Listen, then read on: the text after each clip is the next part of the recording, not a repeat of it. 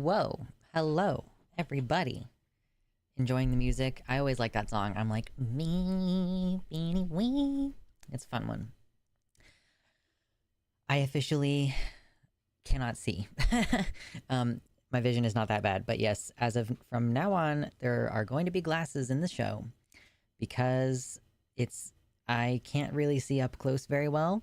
I mean, like, I can see up close just fine, but not enough to not have consistent eye strain headaches.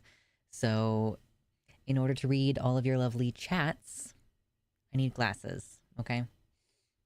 So, hello. Yes, we're doing the glasses thing now. How is everybody's week going? It's hump day. We're halfway through. I feel like it's been a pretty okay week so far. Glasses make you a zillion times hotter. Listen, I'm hot anyway. Yes, I'm farsighted. Yes, but this hopefully will help make it to where I can see a little bit better while I'm reading all your chats. And I got the anti-glare lenses. There's probably still, yeah, if I stare directly at my light, there's a little bit of reflection, but not too bad, honestly.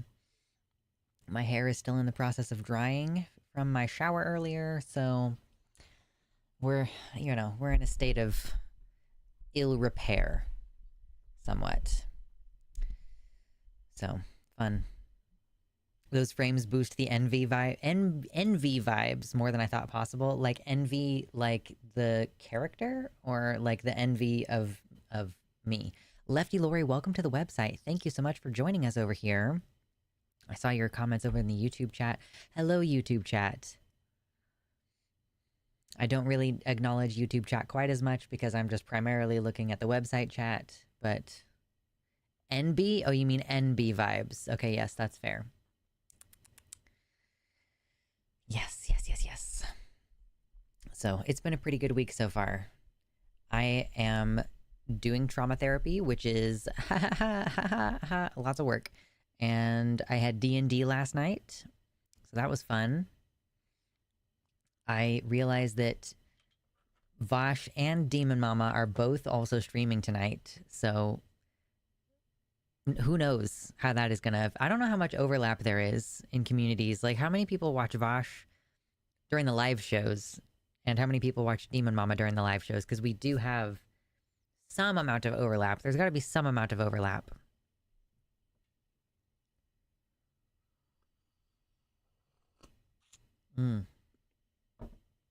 Yes, I got myself an afternoon coffee. I'm so ready to go. I feel like the news cycle has been a little bit weird the last couple days. So, a lot of the news is just kind of like fallout from what happened with Trump this weekend. So, on that note, we might talk about Tenacious D. We could also talk about libs of TikTok and the fact that she's aggressively doxing people now for making jokes and memes about somebody shooting at Trump. So those are kind of like, I guess, the main news things. And then again, we have been like not getting around to talking about the most recent updates regarding the NHS. And those are kind of the only things. Is there anything else? Is there any other news that any of you have seen over the last couple days? There wasn't really much in the stream recommendations channel on the Discord, but I know that not all of you are on the Discord. So please let me know if there's anything else that we should talk about today. I guess also there's a possibility that if we don't have a ton to talk about, we could always do a Feed the Dragon segment toward the end. Feed the Dragon is where you submit pictures of cute animals or pets, or you could also submit videos of like food, either one, and then I will judge them and determine whether it is a tasty treat, thank you very much, or if I am going to burn it with fire. Just a lot of stupid right-wing DEI takes. Yeah, true. Yes, Lux with glasses. It turns out that I have been having eyesight problems for a while, but they were mild enough for me to ignore them. And now, like, when I first got my glasses, I was like, I was like, oh shit, yeah, no, everything is a little bit blurry without my glasses when I'm reading on the computer, at least. Lefty Lori, that is not true. Not true. Like, very not true. That's the kind of thing that you can only believe if you've only ever heard people talk about Vosh. What kind of top is that, Lux? I think I got this from a thrift store. It's a drapey top, so it's like, it's got this like drapey openness to it. I don't know, it's cute though.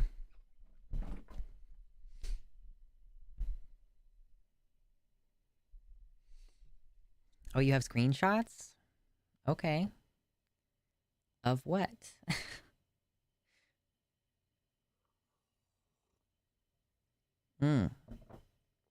Yes, I'm risking showing too much arms in this show.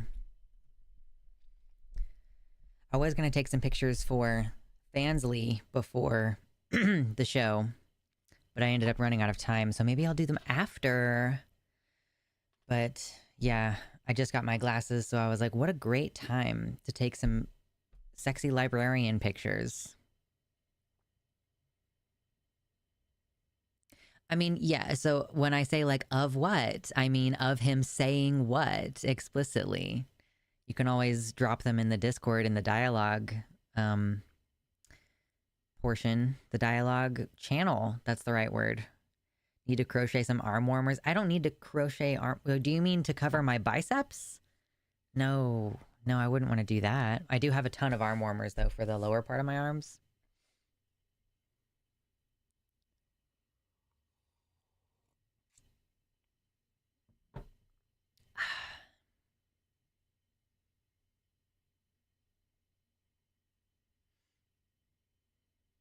Professor Lux, true. Literature professor energy. Yeah, I actually might need to give them a little bit of a little quick clean because the tops of them are kind of icky. Ooh, what are everybody's weekend plans? Yeah, why would I cover all... Listen, I'm not doing a bulk right now, but I am doing like 4 days a week lifting weights at the gym. And, listen, there's results. We're seeing results. This is the first time I'm cleaning these glasses. We're here for firsts today. This is the chill part of the stream, by the way, where, excuse me, for at least the first hour, we just kind of talk about whatever comes and goes in the conversation. So if you like that, then please hit the like button. That immediately helps the show. It immediately tells YouTube to tell more people about the show, so it shows up in the recommendations box for more people. And I very much appreciate that. And then if you don't want to hang out for this part of the show, then hit the like button before you leave. Wouldn't that be nice? Have to go to the doctor on a Saturday. I didn't even know that doctors were open on Saturdays for the most part. Got my little case for my glasses.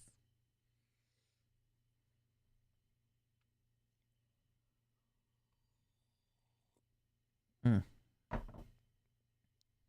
detailing my car. Ooh, I need to clean my car probably in more detail soon. But I am so lazy and I don't want to be outside at all.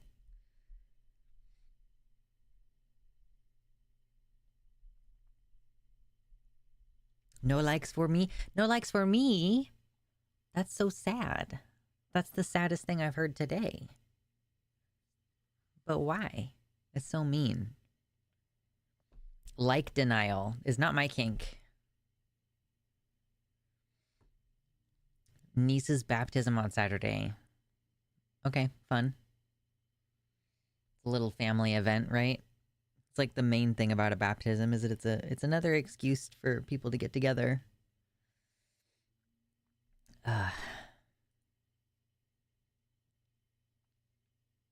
Work. Yeah, zug. I know. Zug. Work on the weekends. I work on Sundays, and a lot of the time I don't have explicit work on Saturdays if I've managed to get all my stuff done earlier in the week. But I do still have responsibilities and shit to do on Saturday. I was going to get up this morning and do a hike / try to bag some rabbits finally, but then I decided that waking up at 6 a.m. on a day where I'm doing a 4 p.m. stream was a bad call. So I'll probably do that Saturday instead. You look like you're going to defend some people in court. Sure. I'll take it. I'm a defense attorney. Okay, that's better than a prosecutorial. The worst thing I realized when entering adulthood is that essential businesses like banks don't like being open during hours you probably aren't working. Yeah. Why? At least I know some banks are open a little bit late on Fridays because that's when a lot of people get their paychecks. So it's like, okay, well, but you could just open at like noon and then be open until 8, and that would catch... It's like they're not open early enough in the morning that most people could go before work. And they're also not open late enough in the evening that most people could get there after work. At least anybody working like a regular schedule. It's really fun when you work overnights, which I did for like 3 years. The great thing about working overnights is that you have to decide when you're going to sleep. So either you get off work and then you sleep in the morning, and then you can hang out with your friends and family in the evening and not get any errands done because nothing is open in the evening, or you sleep in the evening and then when you get off work you can go do all of your stuff, but then basically never be able to see any of your family or friends. It's great. Been going to the gym more often. I highly support going to the gym more often. We started recently a fitness channel in the Discord server, so if you want to get some inspiration, feel free to join the Discord and check out the fitness channel.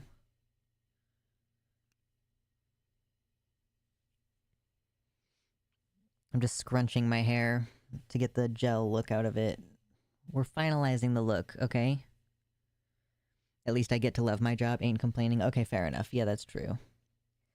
Teamsters Union leader talking at the RNC was lols. I just saw something about that literally right before we started the show. Hold on. It was on Aaron's blog, Aaron's Substack. Excuse me. Oh my gosh. Okay, here. Is the Teamsters Union, that's the UPS one? Is that right? I'm not totally sure. I think that is what it is. It was the first time the Teamsters Union president has ever spoken at the RNC. It was controversial.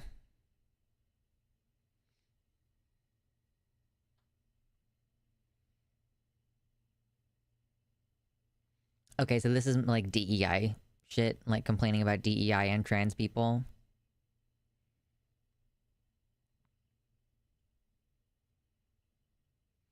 It's a mega union. They have a lot of branches in a lot of industry. Okay. Teamsters, trucking, and transport. Yeah, that was kind of my assumption.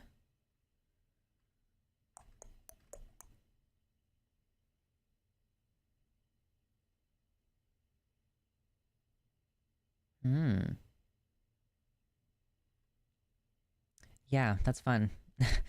Yeah, talk about being a class traitor. Imagine being like the leader of a union, like a labor union, and then speaking at the RNC.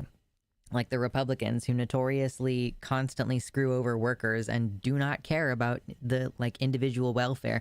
Like the Republican National Committee and like the Republican Party in general, it truly, in my mind, represents like the most anti-worker group of people possible.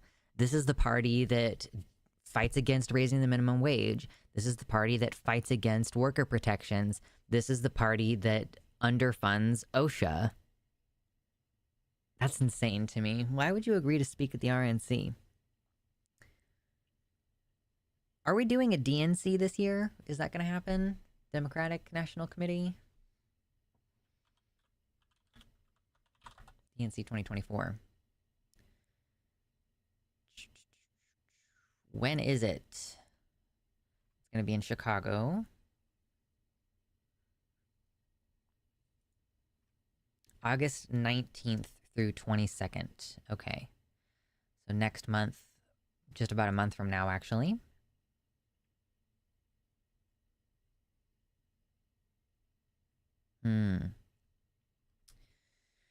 Yeah, I don't know if it's like worth doing a whole segment about it or if it's more just like it would be funny to meme about it a little bit.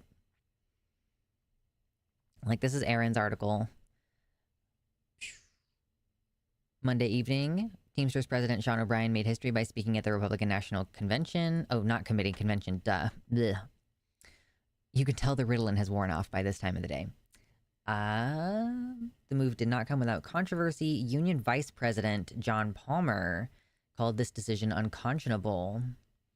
O'Brien stirred more debate by tweeting in support of an article by Republican Senator Josh Hawley. Josh Hawley. I know that name. Who are you, Josh Hawley?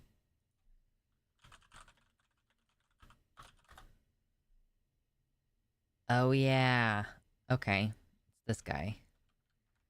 Whoa. This dude. I think I haven't seen him as much as some other senators, but I get it. Okay.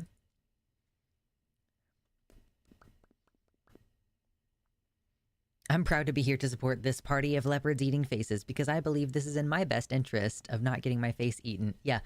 Okay, like, hashtag spoilers, right? I do think it's very funny. So House of the Dragon, the whole premise of the show is like the firstborn child of the king is a woman, but the realm is all pissed off about it. Or not all the realm, but some of the realm are pissed off about it. And there's this prominent woman who supports the male descendant, and she's like trying to get into a position of influence and leadership. And she seems just so shell-shocked at the idea that she's not going to get a position of leadership. Like, oh, you know, our main guy is down for the count right now, and we need someone to just temporarily take charge. And yeah, it's like, it's very much a leopards eating faces moment.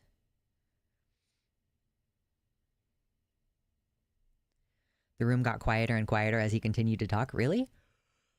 I get the impression that, like, there were several speakers at the RNC that were complaining about trans people. You would think that that would get a huge support. So, yeah, there was an article written by Josh Hawley, which criticized corporate initiatives supporting diversity, equity, and inclusion, as well as transgender workers. The situation erupted when the official Teamsters Twitter account posted a statement condemning O'Brien's endorsement, which was swiftly deleted. Okay, so, like, this is hilarious, actually, because the whole concept of a union is it's a bunch of workers coming together to have a more democratic say in their working conditions.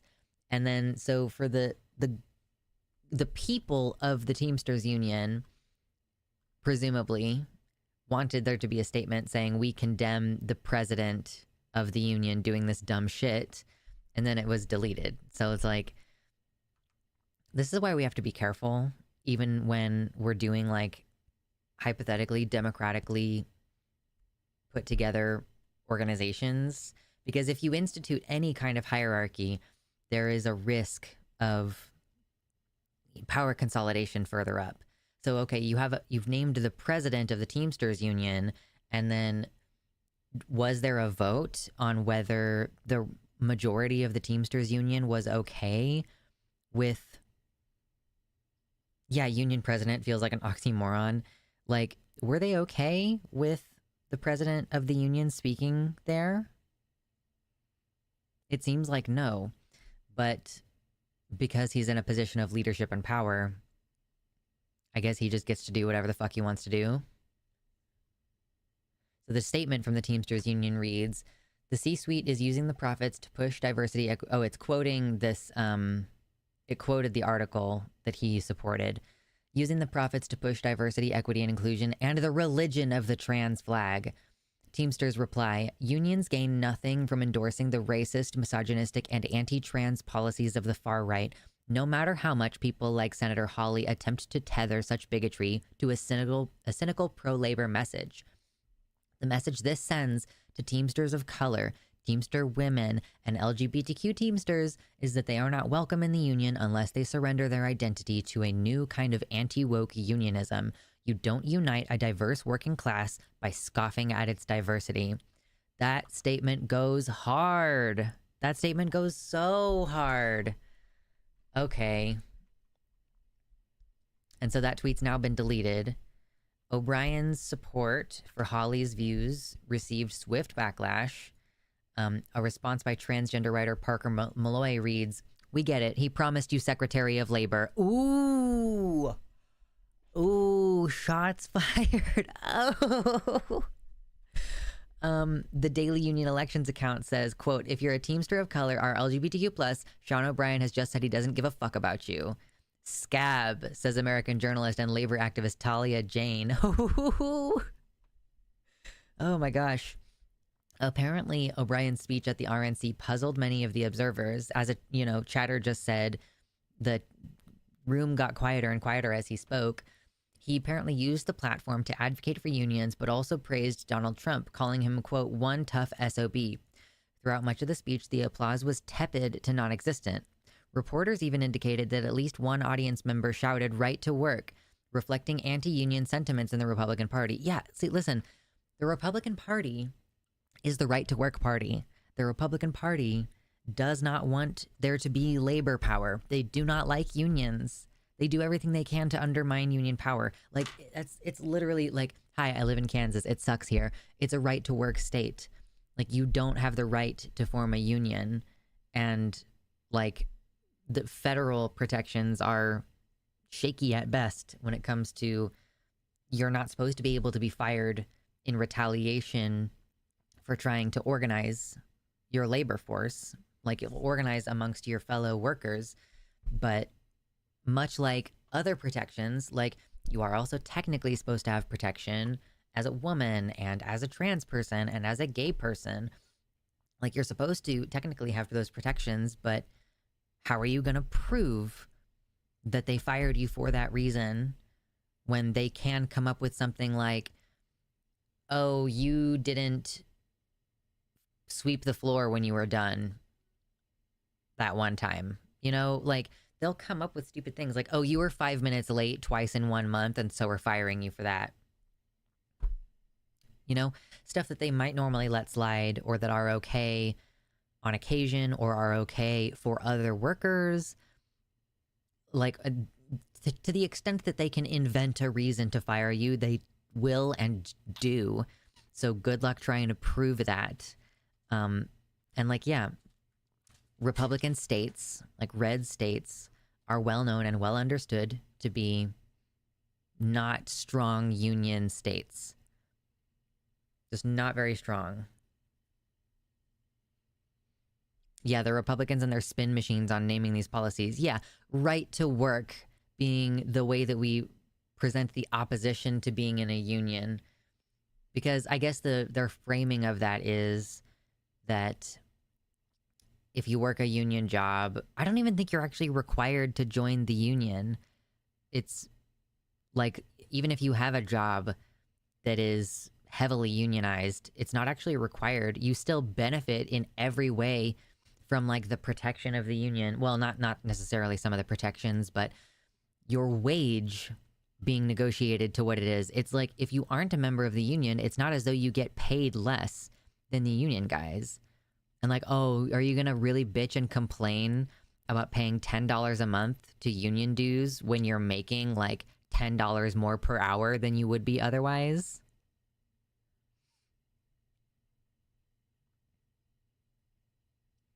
The Dems did pretty much abandon labor back in the 90s, but the reps are virulently anti-union. Right. Yeah, let's not pretend like the Democratic Party is pro-union or pro-labor. They are not, or they would have been pushing hard for raising the minimum wage. Remember when Biden was first elected and they pretended like the Senate parliamentarian, which is an appointed position, told them that they're not allowed to have a discussion about a minimum wage bill? Remember that?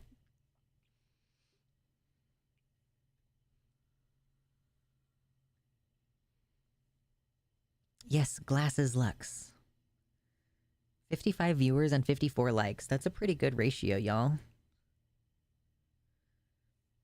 Okay, I'm trying to get my hair to finish doing its thing.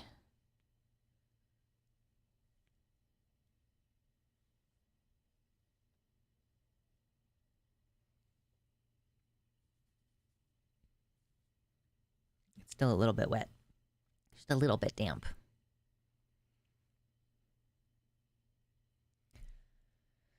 Pepperidge Farm remembers. True. So yeah, obviously other labor union leaders were critical of this appearance at the RNC. Liz Schuler, who's president of the AFL-CIO, responded, "Donald Trump and J.D. Vance are on the boss's side. We won't be fooled." Oh yeah, J.D. Vance is like a horrendous conservative that Donald Trump has chosen to be his VP running mate. Apparently. I haven't looked into it in depth at this point, but, you know. Excuse me.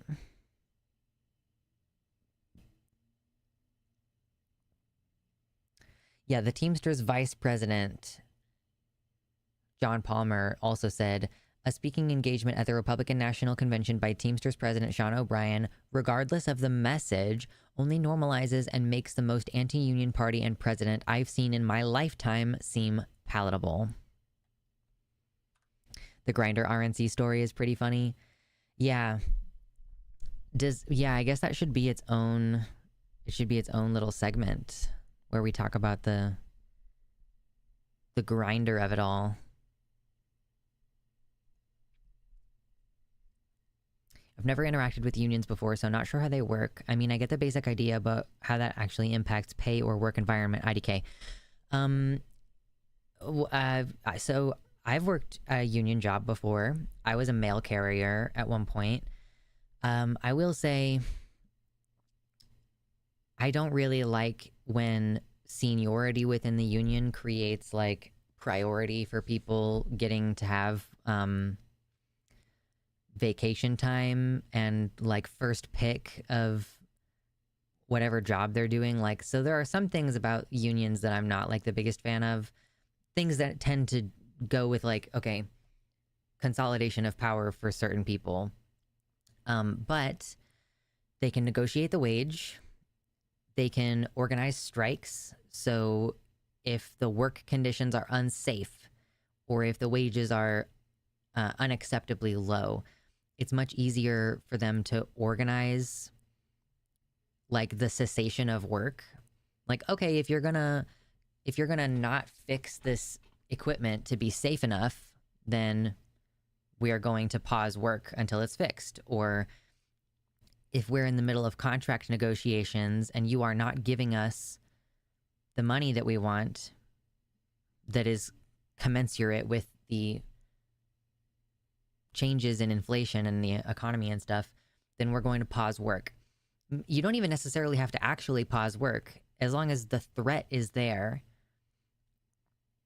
And that's kind of what was going on with the writers' strike and the actors' strike last year, is that there was a contract negotiation that wasn't going very well. The Hollywood executive people didn't want to agree to the conditions. And so any member of the union is not allowed to work functionally during that time. Like if the union says we are withholding our labor so long as you are not negotiating with this contract, like basically if you're a member of the union and you want to remain a member of the union, you want them to keep representing you, you want them to keep paying you or keep guaranteeing your pay, then those like actors and writers were basically not allowed to work. And the union also does stuff like it can organize payment reserves to kind of help keep people going during a strike. But yeah, the main thing is that I say they, in the union, you pay dues, so you pay some small amount of money to be a member of the union, and then you can vote on who is in charge at the union, like who gets to negotiate these terms. So it's a way of having a democratic say. Because normally, okay, at a normal job with no union, how it usually works is your boss pays you whatever the fuck they want to pay you. And if you try to negotiate for a raise, it's usually just you saying, hey, I would like a raise. I was talking to Joseph and Tina, and they make a little bit more money than I do, and I want to make a little bit more money, so I would like a raise. And your boss can tell you to go fuck yourself. Your boss can, pressure you to work in unsafe conditions. And you don't have any ability to really bargain. You're just by yourself trying to figure things out. And like, they don't have to pay you any more than the minimum wage. If you live in Kansas like me, and even if you're working a job where you work super hard and you work 60 hours a week and you always show up when somebody calls out sick for work, your boss or the company you work for can just be like, yeah, but we're not going to pay you more than $7.25.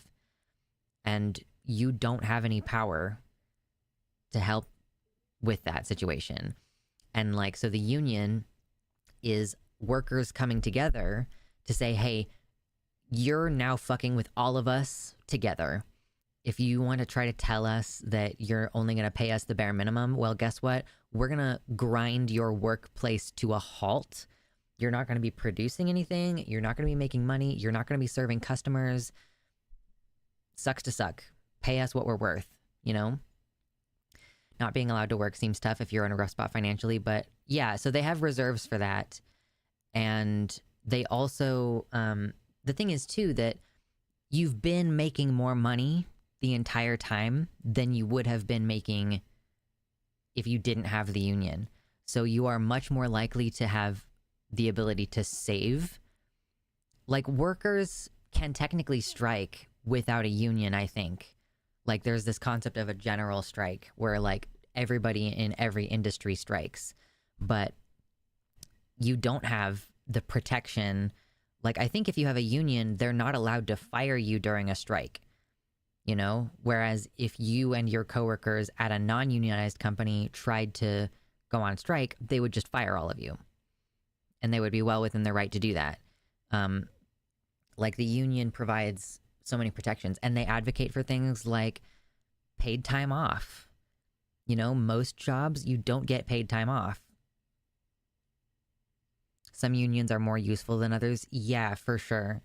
Like, I've heard that, in the electrical union, like the one in Kansas City kind of sucks ass, but the one in Topeka is pretty good.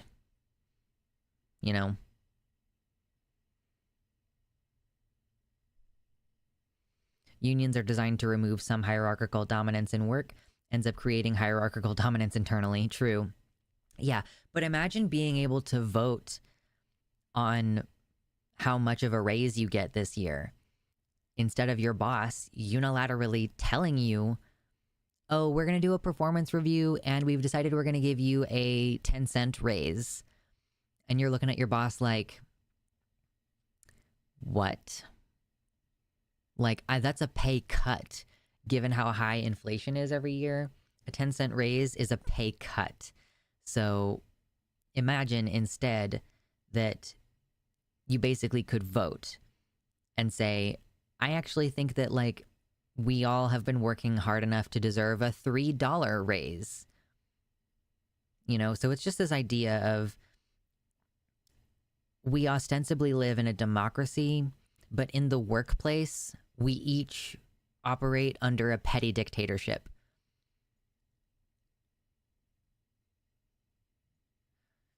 historically unions in general are the only reason we have any rights as workers. Yeah, literally, you know, like organized laborers are the reason why we have a weekend.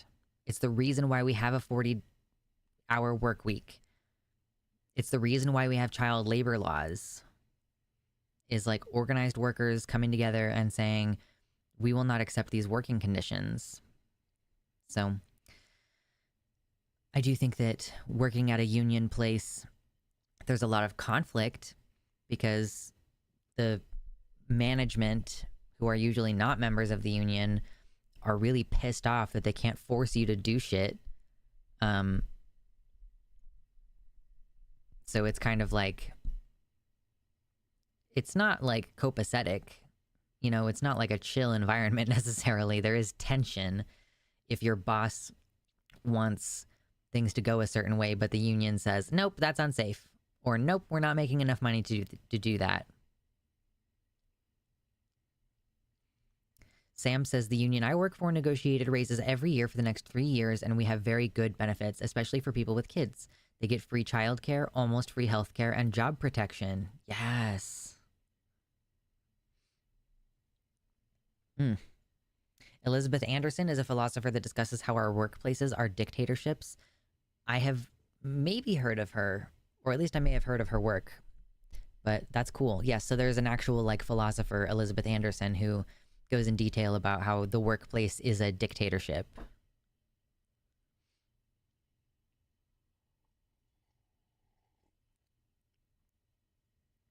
Cheers, y'all. Okay, let's actually do Grindr as a story. That sounds like fun.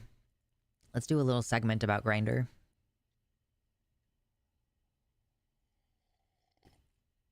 My hair doesn't know what it's doing.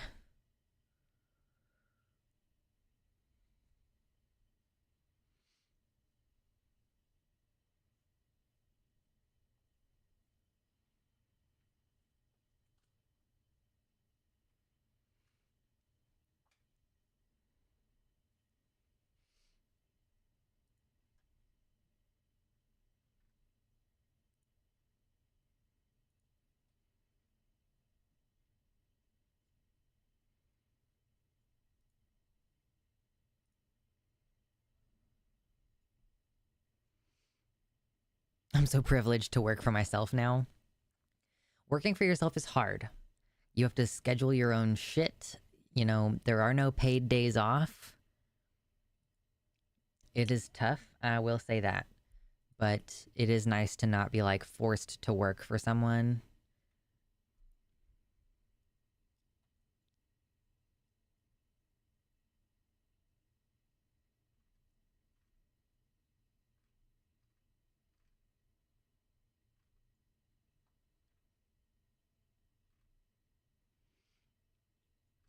Okay, where is something about Grindr? I thought that I retweeted something about it earlier, but I didn't. Sad.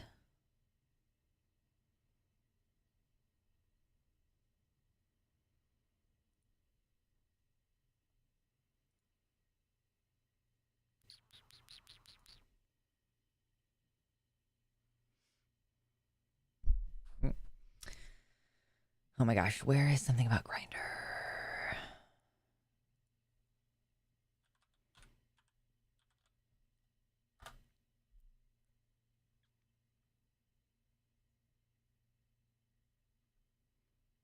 Okay, I found it.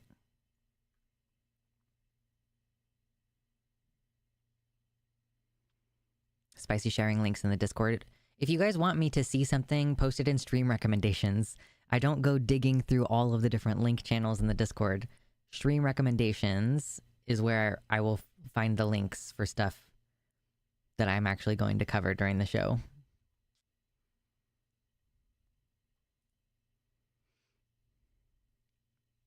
Anyone have recommendations on theory? I've already read half of Capital and some of Engel's work. I'm in the process of reading The Conquest of Bread by Peter Kropotkin, and it's shockingly accessible, given that it was written in French in 1892. But it's been translated to English.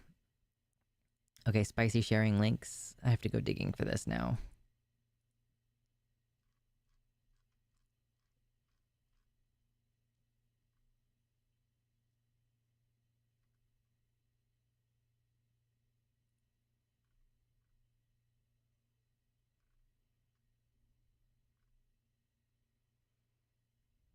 I found a link.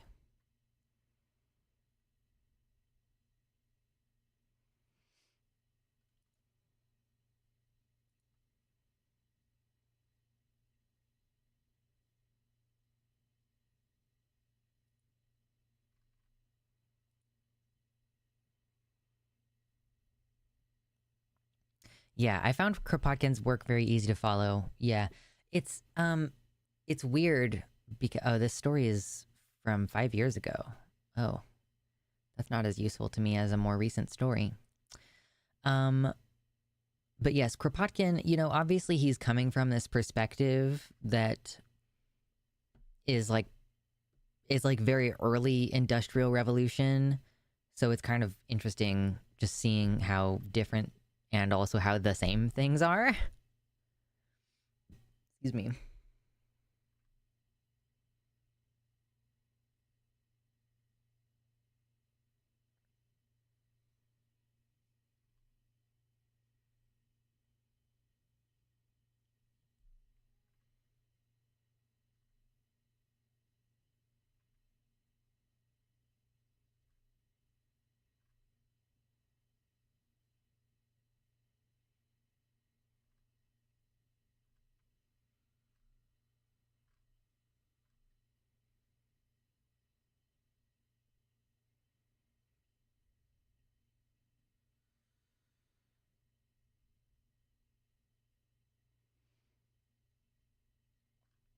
I'm trying to find a good source for the grinder thing.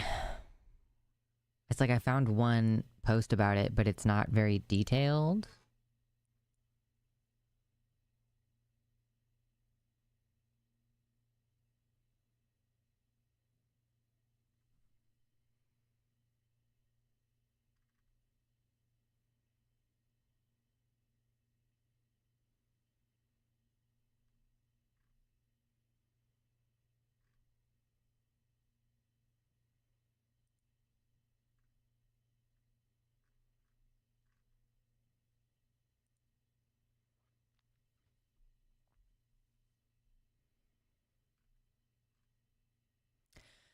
Okay, so I think that we all know that this is true. Like it rings true in our hearts, right?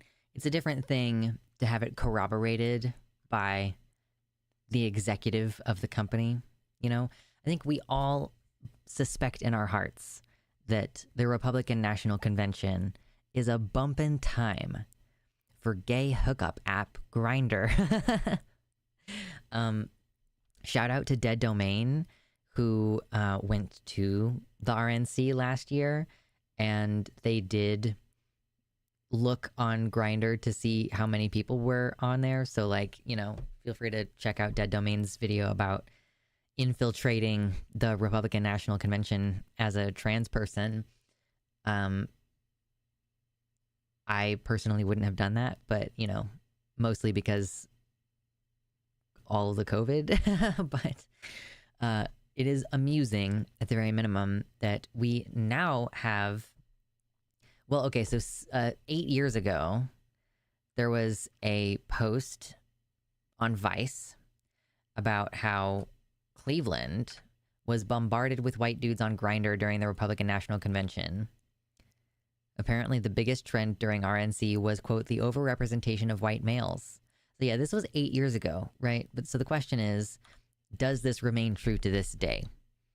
And I think that it must, because I do wish that there was more detail on this post, but apparently an executive of the gay dating app Grindr says that the Republican National Convention is, quote, basically Grindr's Super Bowl.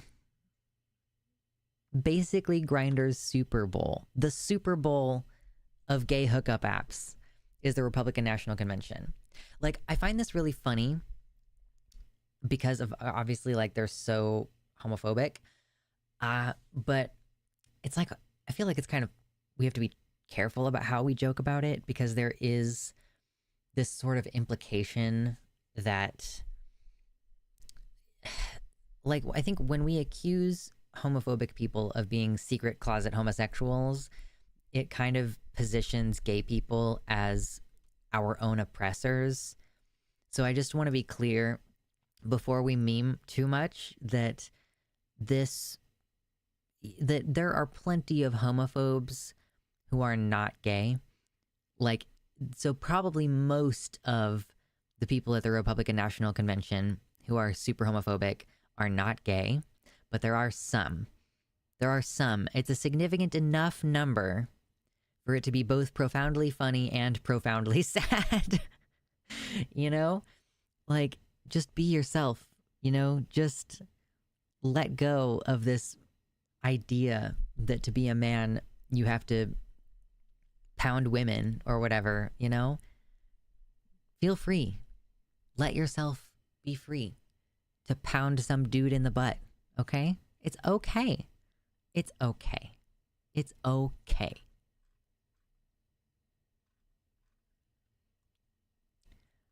So I will say, there's this post, they just labeled it opening Grindr at the RNC. So I just want to look at this real quick. No sound, thank you. 0 feet away, 0 feet away. That's what we're looking at. I know it's kind of hard for you to see, and I don't know that I can make it any bigger. Let me see if I can make it bigger. Just 0 feet away. Tons of dudes. Online now, 10 minutes ago, 40 minutes ago, 0 feet away. This person just does this for a full minute.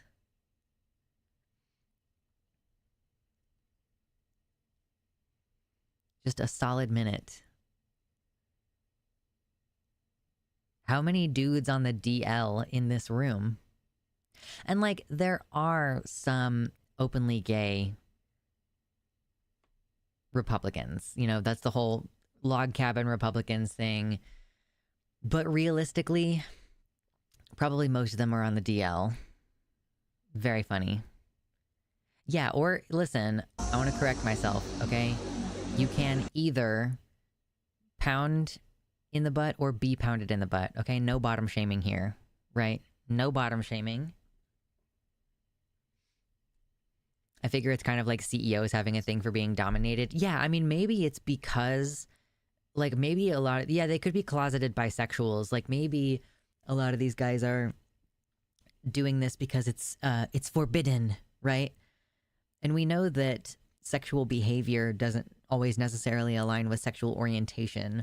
Like, you can experiment and then decide, like, okay, I'm actually not that into it. You know, there are people who are like, yeah, let's do this for gratification and not because I am gay. A little bottom shaming if they're into that. Your kink is okay, all right? It's okay for you to be into some slight amount of shaming or humiliation, okay? It's all right. I give you permission.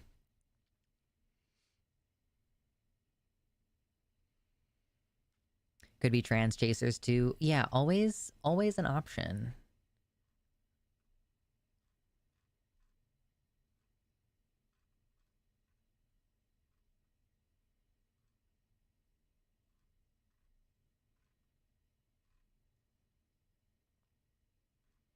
I was looking for a particular post.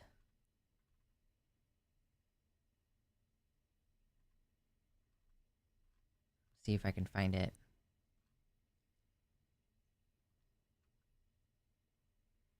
Apparently the Milwaukee Grindr server crashed from overuse.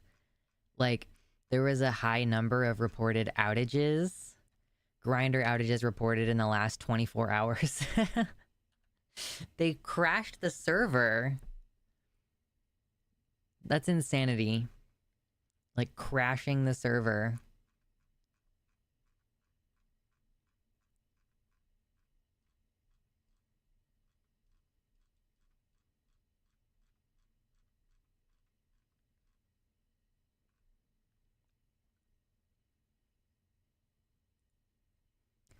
This is funny.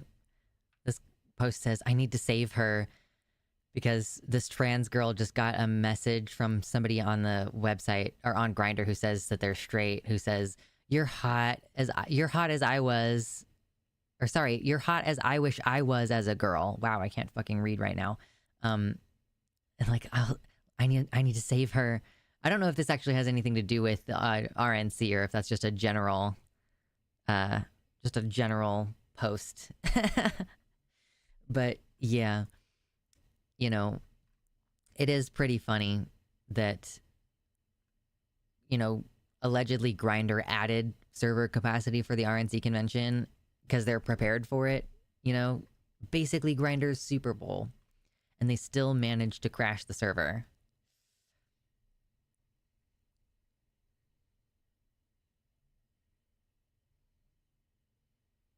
I think the Old Testament says not to lay with another man, so maybe it doesn't count if you're standing. Fair enough. True.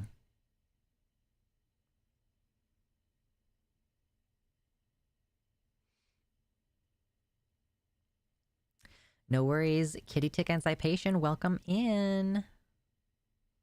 Welcome in. Yes, the newborn nap. You've just caught us at the end of talking about Grindr and how it's the Super Bowl for Grindr is the RNC, apparently. Fun stuff. Let me put this in my notes. I'm not sure how great of a segment that's going to be, but, you know, we'll try anyway. Excuse me. 7:17. Wow, I can't believe we're halfway through fucking... Oh my god, we're halfway through July right now. That's crazy. Grindr's Super Bowl. The big game. We're not supposed to say Super Bowl anymore. I can only imagine how mad the gay protesters are about the damn RNC crashing it. True.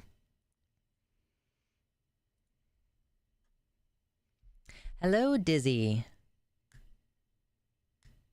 Did you lose your login on your regular account?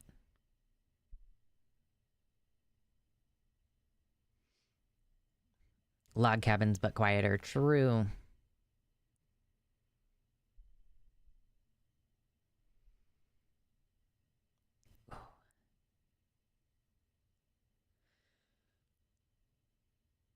Yawn. Oh no.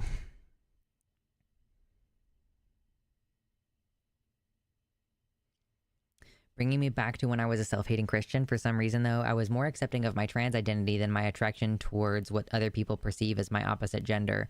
Yeah, I've heard that that's kind of a thing in Christian communities where, like, it's a more clear-cut, like, if you look at the Bible, it's more obviously anti-gay than it is obviously anti-trans.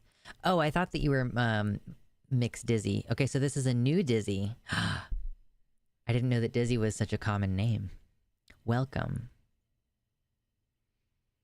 Thank you for joining the chat.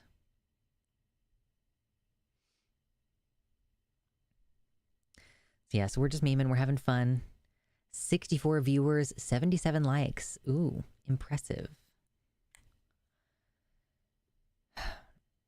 So I live in Kansas, and my family and I are going to move to Oregon or elsewhere in the PNW. I'm pretty sure Oregon, we're still figuring it out exactly. But I am about to start a GoFundMe, and I was trying to decide if I should launch it today or if I should launch it on Sunday. We haven't had any donations so far today, so I was thinking maybe Sunday would be better since people get paid on Fridays. But I don't know. What's people's opinion? Should I launch it now and try to see if we can just plug it throughout this? I am also Mixed Dizzy, but you're not Mixed Dizzy like my friend who I direct message. Are you a different Dizzy? I thought that you had an account here already if you're my friend Dizzy.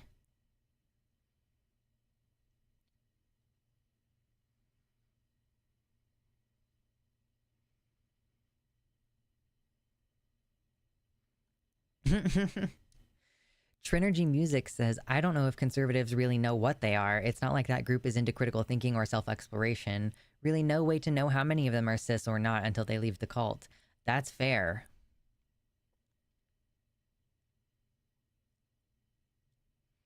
Maybe some pivotal Project 2025 day, like a big news day, so it's at the ready. Yeah. Oh, different Dizzy. Okay, good. Yeah, okay, so Dizzy is becoming a more prevalent name, apparently.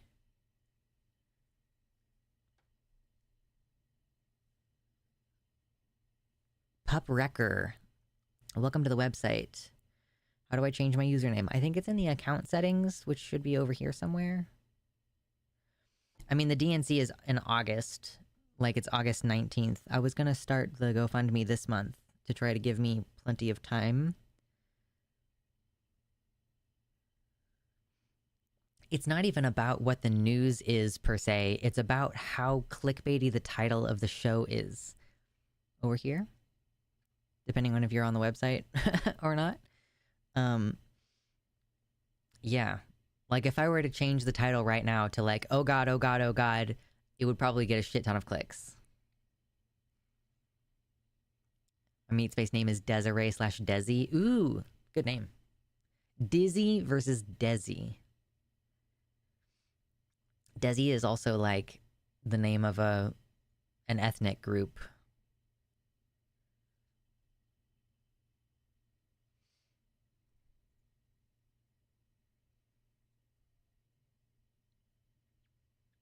Ooh, thank you, Sam M. It's gonna take a minute for this to show up on the screen here because it's really slow when the super chats come in, but thank you for the $4.99 super chat.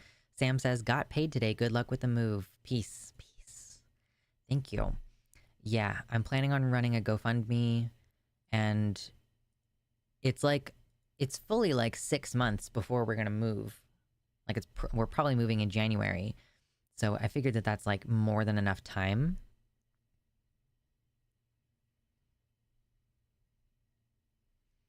But yes, fellow Kansas individuals, hopefully you are able to get out or otherwise create tolerable living conditions. I also know that there's like a lot of queer community organization going on in Pennsylvania. I just have no desire to live on the East Coast. Yeah. There it is, finally. Thank you, Sam. Thank you, Sam. Oh my. Or whatever the fuck. Oh yeah. Is that what the sound it makes? I couldn't hear it. Oh, where are my headphones? Oh, I wanted to watch a video with you all later. So I'm gonna have to grab my headphones. I think that I left them across the house. I'm also moving in January. Let's go. Yeah. I'm trying to prepare as early as I can for the inevitability of this.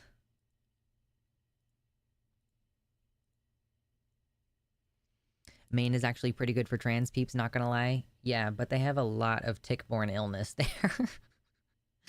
I just have no desire to live on the East Coast. I've just never wanted to live over there. When you move, will you be renting or buying? Yeah, we're gonna rent, at least at first.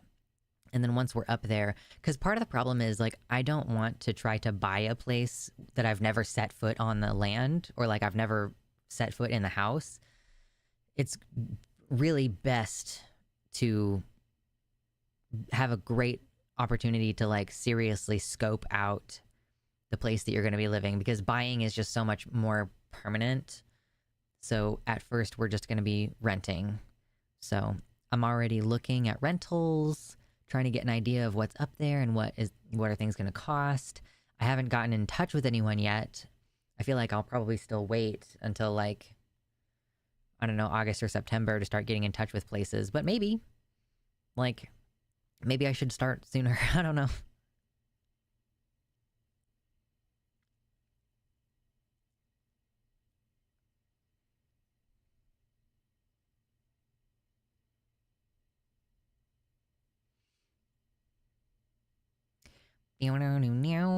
Oh yeah, I should add that $5 to the donation goal. Thank you so much again, Sam.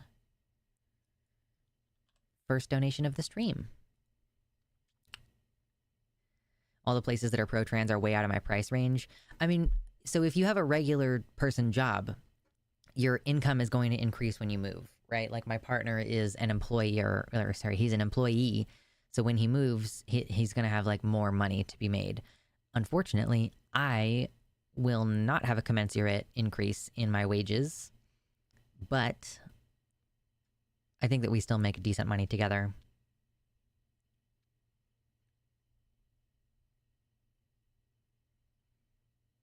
Moving is tough, but I'm excited for the farm life videos. Yes. It's probably still going to be a couple years before we start really get intense about the farm life videos, but it's getting ridiculous even in red counties. Yeah. Someone was telling me, they're like, oh, you can definitely do the homestead thing in Pennsylvania. It's less expensive. And then I went and looked up like prices for chunks of land and housing. It's the same. It's the same in Pennsylvania and like the areas of Oregon that I'm looking at. It's the same. Like everywhere, shit's so expensive. I know Kitty Tick was saying that she's expecting that there's going to be a pop of some kind in the housing bubble soon.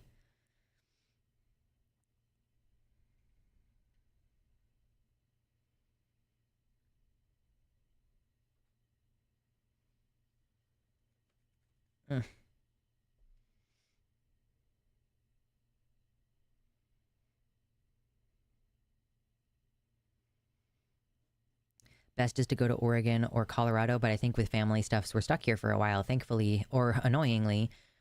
Me and Pup Wrecker, my husband, are cishet passing, but we're also not quiet about our queerness. Yeah, to like me with my partner, we are fairly cishet passing. I mean, he is cishet, so like that is something that makes me feel like it's a little safer, even if I'm living somewhere that's moderately conservative, because plenty of places in Oregon are conservative.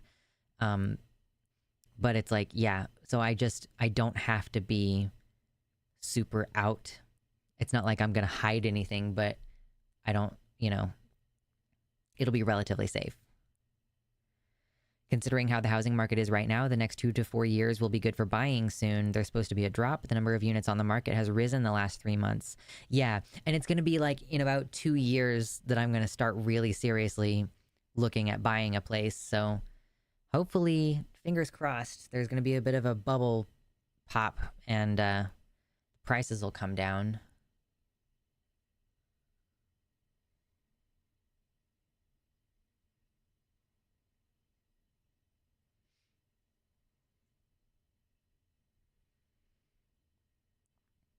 Out as a butch lesbian, but not letting them know I'm trans while in Florida. Oh, Florida fucking sucks. Everybody who's in Florida, I'm like, get out. Get out of there as quickly as humanly possible, please.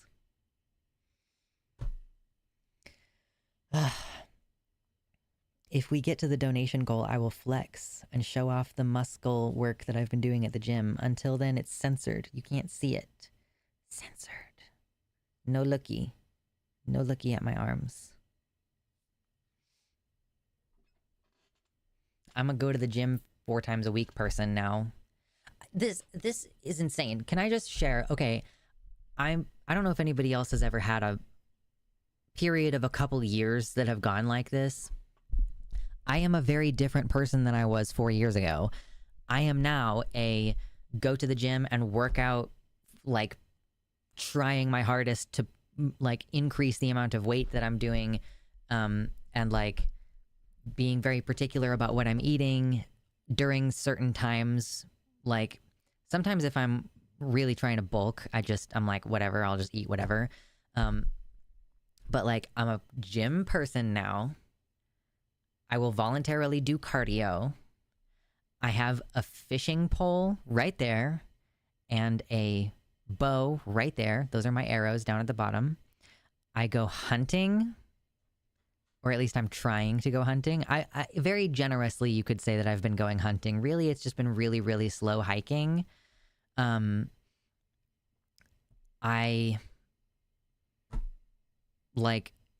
want a gun.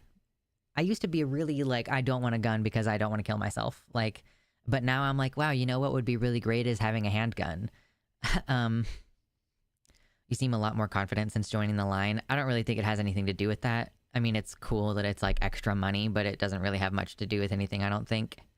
The fishing pole is sending me... Listen, my partner got into fishing and he asked if I wanted to join him, so I got my own fishing pole so that I wouldn't have to keep borrowing one of his. So, yeah, that's kind of the plan. I gotta text earlier asking, will you definitely vote for President Biden this year? I might answer later. No, I do not plan to do that. I live in Kansas, by the way, so it's okay for me to not vote for Biden.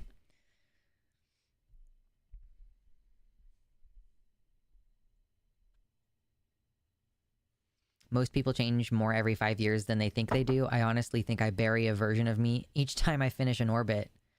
Yeah, I just, it's just the types of things that I've changed on. Like, I used to be a big time, like, I didn't understand the point of hunting. I thought that it was kind of stupid or that it was, like, not good.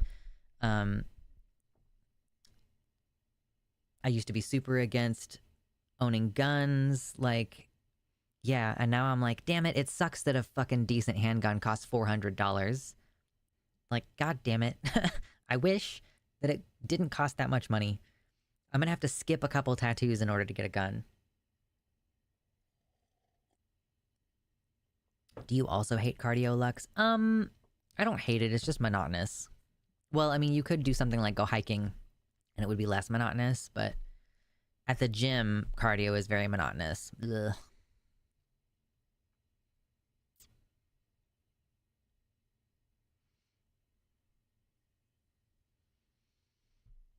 Time is funny. As a kid, I would have never have thought that 2 to 4 years sounded soon. Now 10 years is seeming short. Yeah, it's like every year that you live, like each year is a smaller total percentage of your entire lifespan.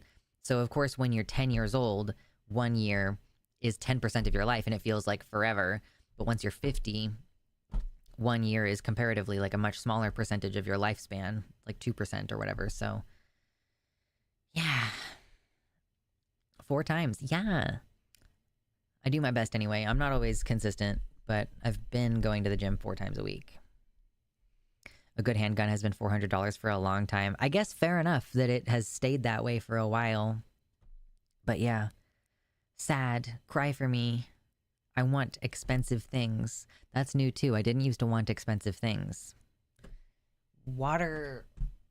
Drink water, babes. It's good for you.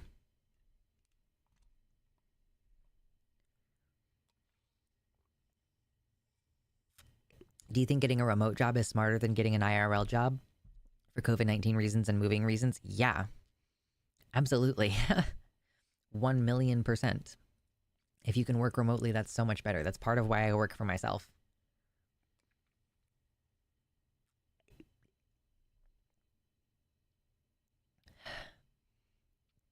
It's just surprising to me that guns haven't increased in price. If you're saying that a decent handgun has always cost $400, like I could get a cheap handgun for like $250. I was looking into it. Like some Rugans only cost like $250, but that doesn't necessarily mean that it is going to be a reliable thing. YouTube keeps deleting my comments, but IDK what I'm saying that's wrong. I don't know, nobody. None of your comments have shown up in my held for review area, so sometimes YouTube just deletes them.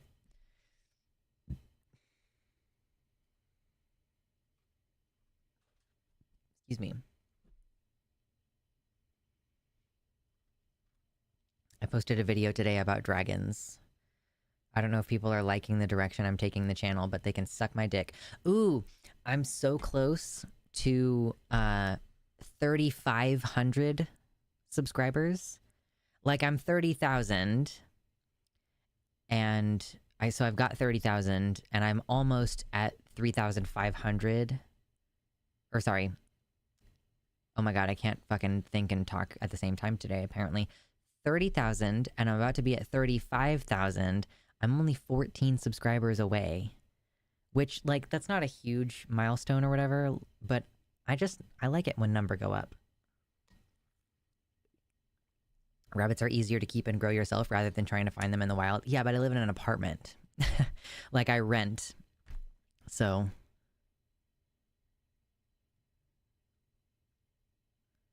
it's definitely easier to find them in the wild than it is to raise them if I don't have...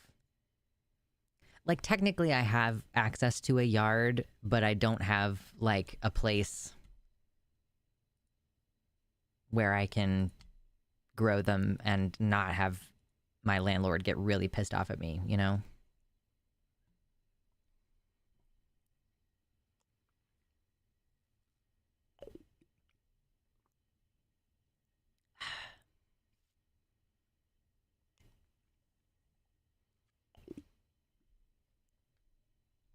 I don't think I have slow mode on.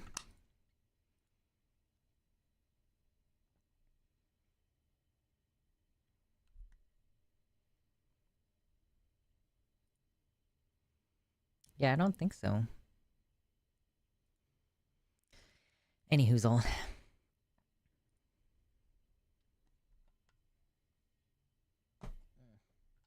It sucks when you want expensive things. Like, I want tattoos. Piercings aren't as expensive, but, like, some are quite expensive. Guns are expensive. Rifles especially are expensive.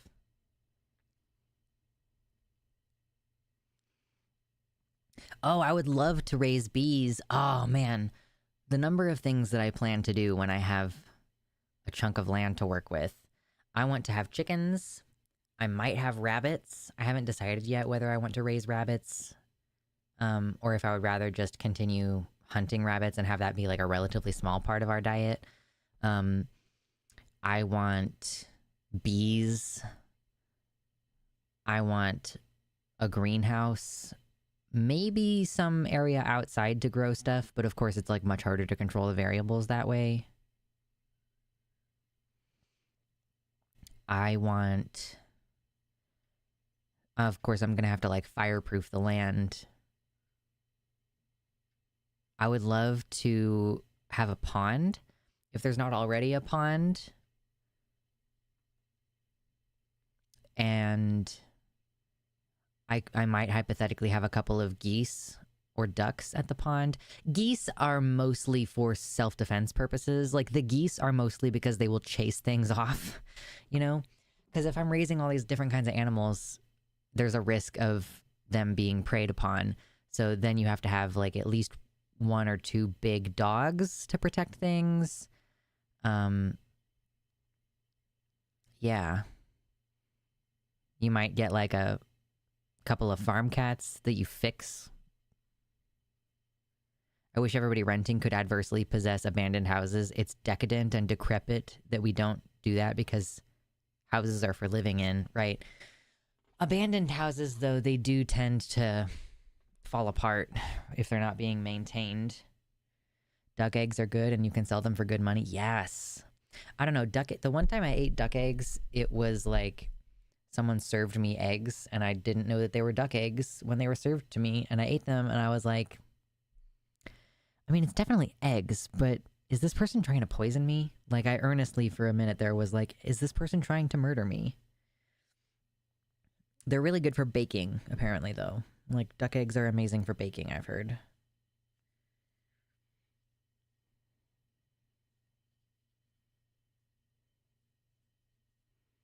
Scrunching the gel out of my hair. Maybe get your dogs before you move so they have a chance to get used to your fam. But the kind of dogs that you get for protecting your livestock, they're not dogs that want to hang out with you as people. Like, dogs that are for protecting the livestock, they don't even want to come inside. They're like, yeah, I'm outside, I'm doing my thing. They're not pets, really. And also, I'm not gonna move 2,000 miles with a fucking dog. It's bad enough that I have to move 2,000 miles with my cat. I definitely want a tattoo. I'm thinking of getting a thorny vine wrap. Ooh, yeah. I just got a tattoo that I have been wanting for like 5 years. I need to get it touched up because some of the color came out when it scabbed. But I would love to get a cover up of this one that I have on my shoulder. But yeah, that's definitely like, I'm gonna need to wait. I would much rather have a handgun than a tattoo right now. I just got a new tattoo.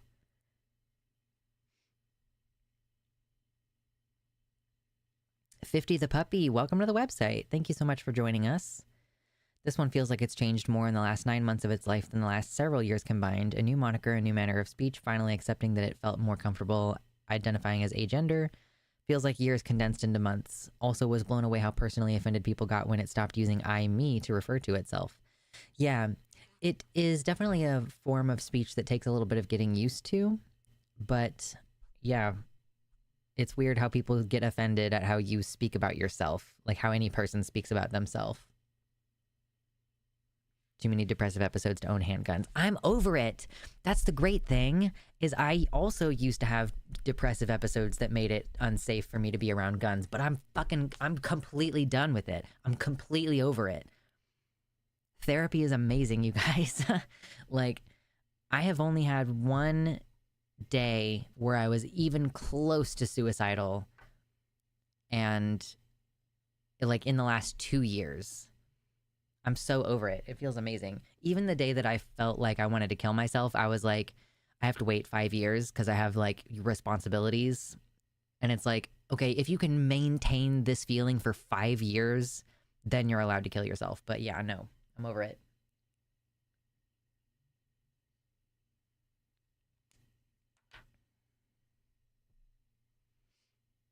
It's kind of hard to teach a farm dog not to go after the neighbor's chickens if they are prone to wander. Fair enough. This is part of why I want to be far away from other people.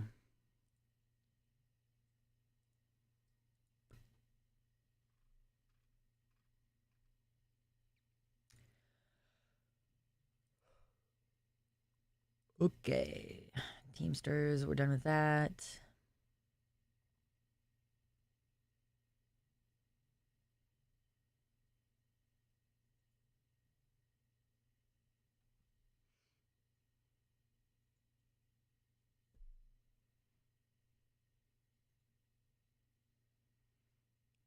Yes, it's possible to get past the suicidal ideation.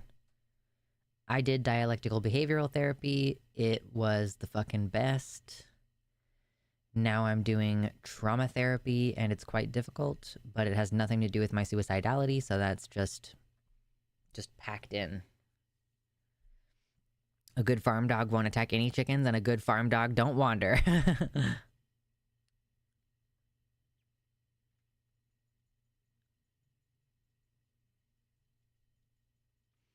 You know if Rainbow Passage helps you if you're living with middle-class QAnon conservatives? I think that the goal for Rainbow Passage is to help as many people as possible. So I would say get in touch with them and see what they can do for you.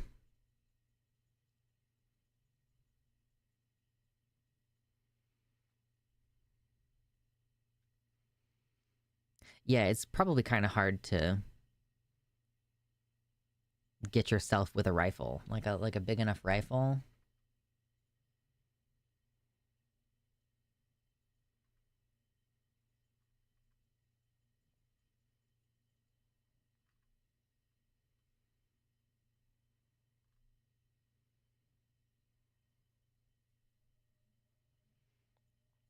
Does Biden have COVID right now? I'm seeing some chitter chatter about Biden having COVID.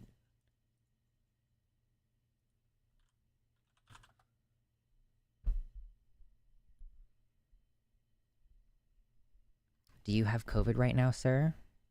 Where am I hearing this?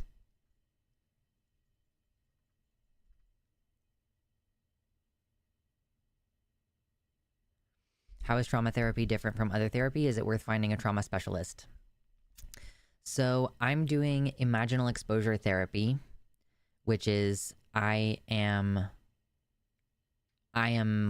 imagining the situation that traumatized me, and I'm walking through it with my therapist in first person, like as though I'm actively going through the memory, right? And then when I'm out of therapy, I have homework with stuff called in vivo exposure, which is like things that are related but not directly related. So like trying to do things that increase my agitation level but not to the same degree as during therapy. And then I'm also supposed to listen to the recording of the session where I was talking through the traumatic event, right? And it's a very targeted form of therapy that it basically is just like a really intense form of exposure under a therapist's guidance.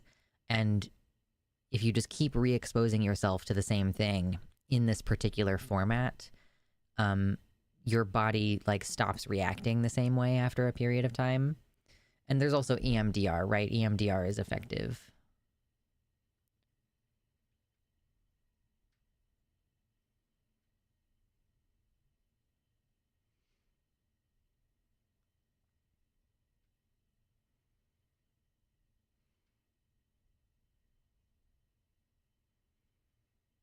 I like Mosan Nagant for rifle, 5 shot bolt action that will stop a bear.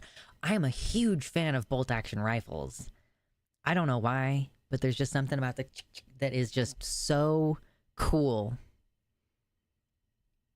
Like there's a bunch of different. I like pump action is fine too. Like that's kind of nice because your hand is already there, like the little lever action thing.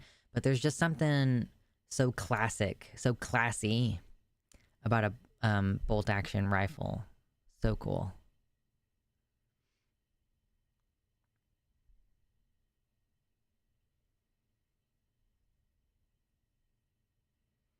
Cool glasses. Thank you. I actually do need them to see. I finally got glasses. I have never been to an optometrist until like last month. And then I finally got my glasses. Wow. I will have to decide if I like this style long term, but I was like, I'm kind of a fan of the gigantic glasses. Librarian vibes.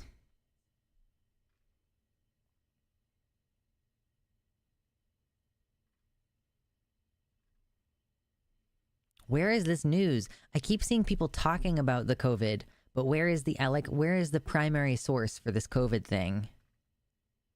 I want to know.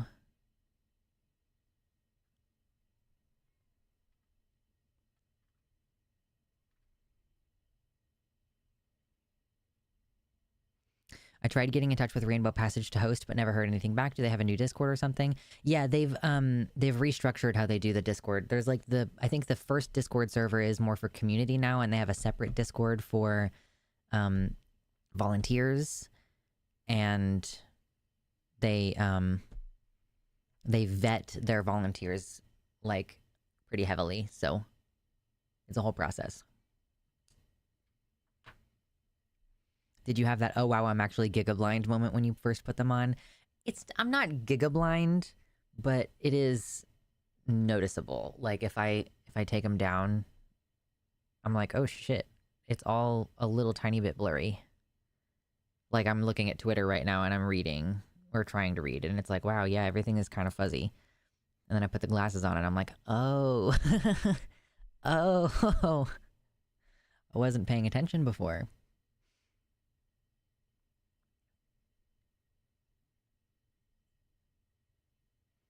NBC posted it. Lord Byron says he put it in the Discord. Discord, thank you. AP News.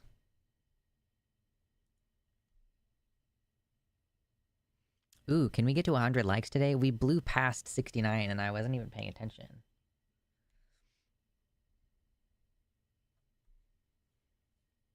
I feel like my hair never does what I want it to do when I put stuff in it to make it go curly. It never does anything. Take care of your eyes. I am giga blind. Yeah, one good thing about me having glasses now is that my vision will slow down in terms of getting worse.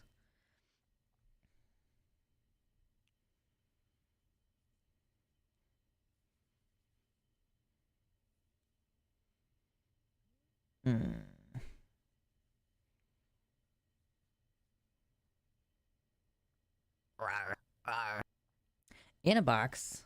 Oh wow. Oh my god, thank you. Gifted 5 tier 2 subscriptions. Holy cow. That's like $50. Enjoy. Pup Wrecker, Lefty Lori, 50 the puppy, Junebug, which is local. You all now have access to the Dix emoji.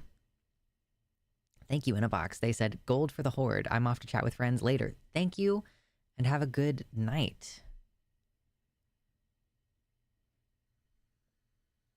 Heck yeah, now we have a bunch more blue names in the chat. Look at that shit. Wow. Appreciate you.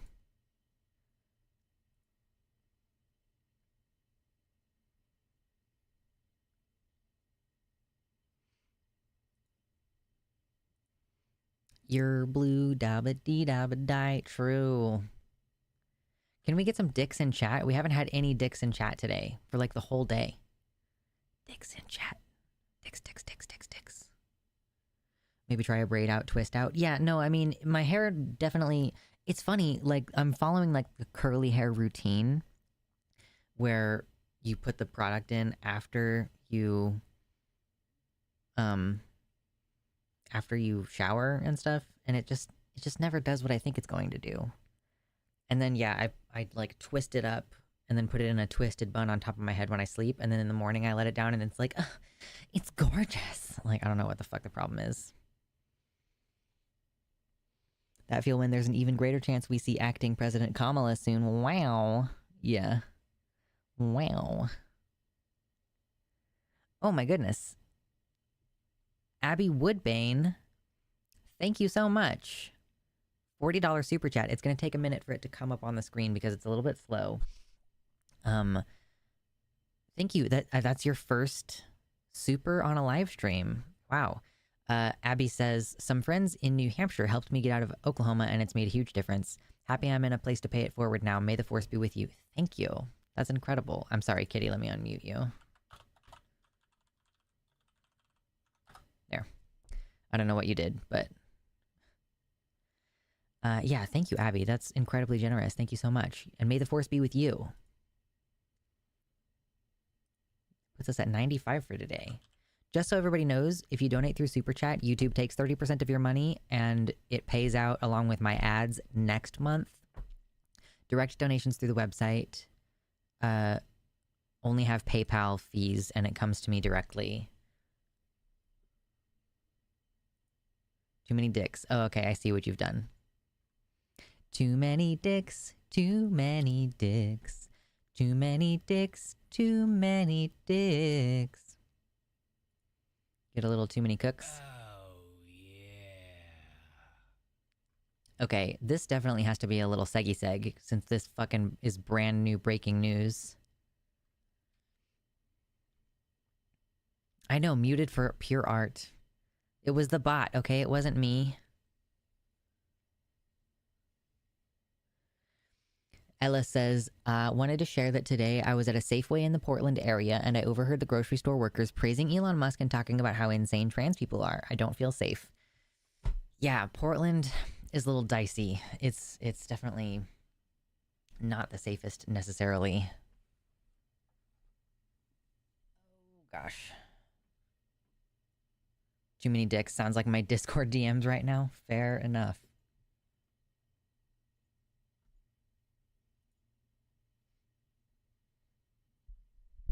Yeah, but this is my hair trying to do its natural curls. It does have some kind of amount of curls to it.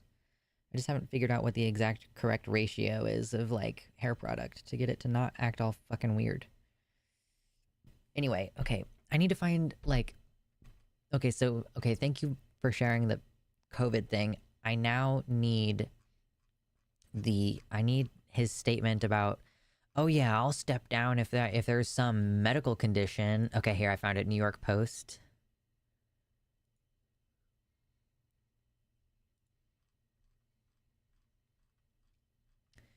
Too many dicks. Oh, hold on. Oop.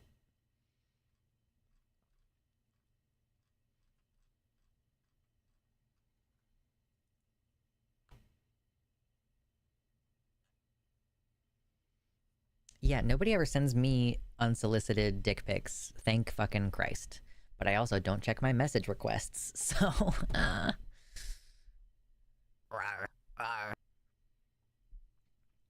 Katie, thank you. And by extension, Zypation, thank you for gifted tier 1 sub to M. Dizzy. Ah ha ha ha ha, we did it, folks. Yes, we did it, folks. That brings us to 100 for today's show. Now we get Sexy Strong Librarian. That's what gets to happen now. And then we're going to start talking about how Biden is not going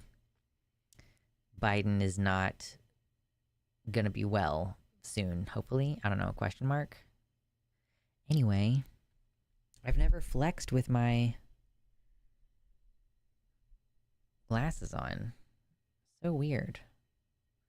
Account crashed when I was gifted a sub. It does reset. It does, like, reset the website. This dick pic can't bother me because I don't check my messages. Yeah, exactly. Like what? I don't look at my message requests. Okay. this time.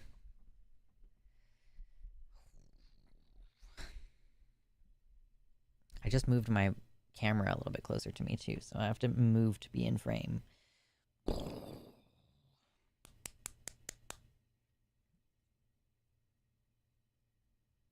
My triceps are in need of a little work. And my right arm never looks as big as my left arm. Most unsolicited dick pics are at least good for a laugh. That's true. I could flex with a book, I guess.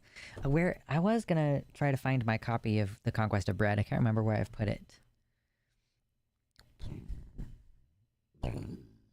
My little Nexplanon. I have a little weird matchstick thing in my arm right there. Yes. My friends tell me I have hippie librarian vibes.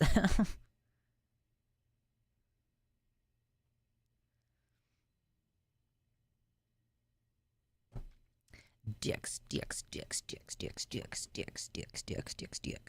Yep. My trans ass can just send dick right back. Yeah. I need about $50,000 before that's gonna happen. Traps are looking good. This one? This is my lats. My lats are looking pretty okay. There's a little bit of fat right there, so it makes my lats look bigger than they actually are.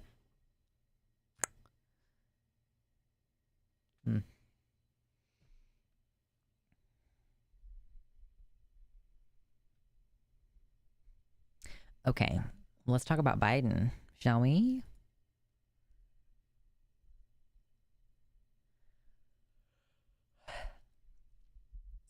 So everybody's pretty upset with Biden for, like, staying in the race.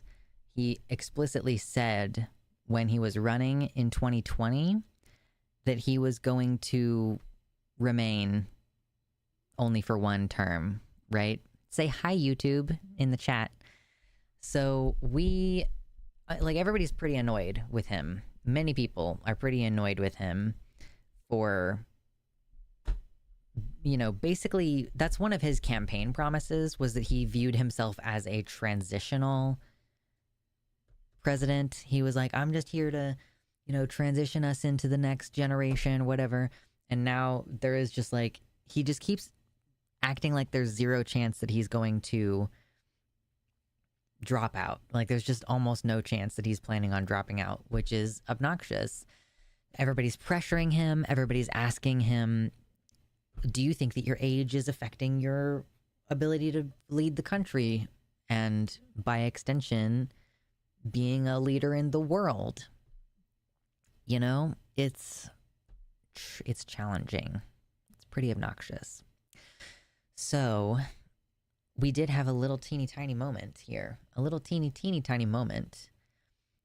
Biden said, apparently, that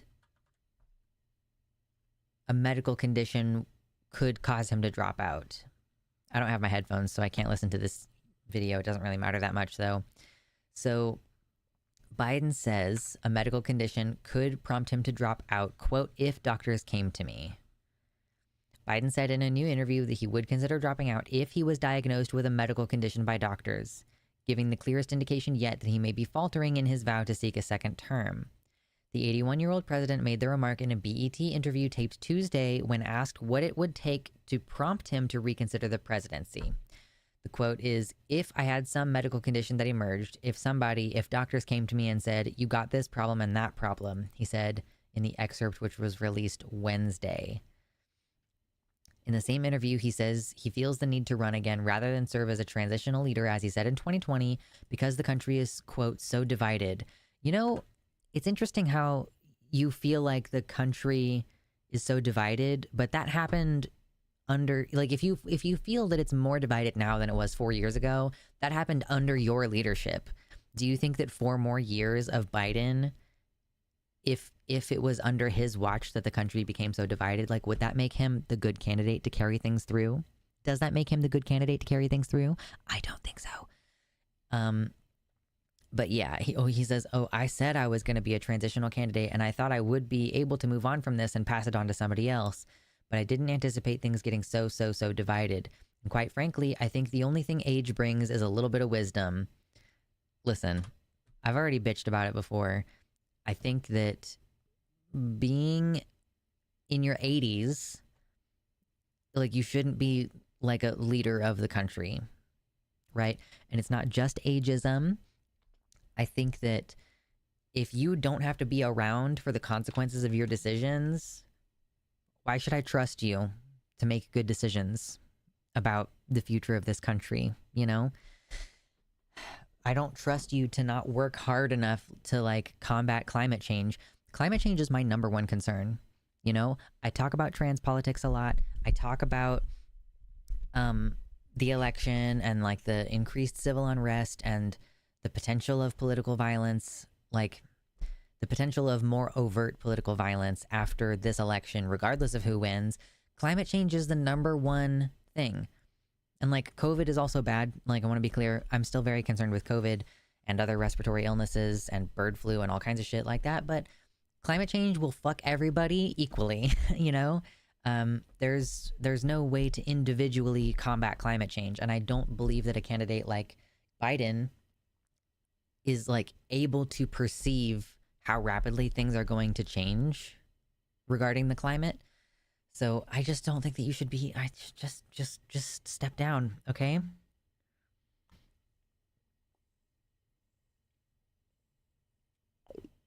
So speaking of medical conditions, Biden has just tested positive for COVID-19 ahead of his speech to UNIDO's U.S. conference. According to a group official, Biden tested positive for COVID-19 while traveling Wednesday in Las Vegas, and he is experiencing, quote, mild symptoms from the infection. Of course, the White House is going to claim that he's got mild symptoms. So Biden is apparently going to fly to his home in Delaware, where he will, quote, self-isolate and will continue to carry out all of his duties fully during that time. Mistake. If you catch YouTube, or sorry, oh wow, I just read the word YouTube. Congrats. The Ritalin is gone.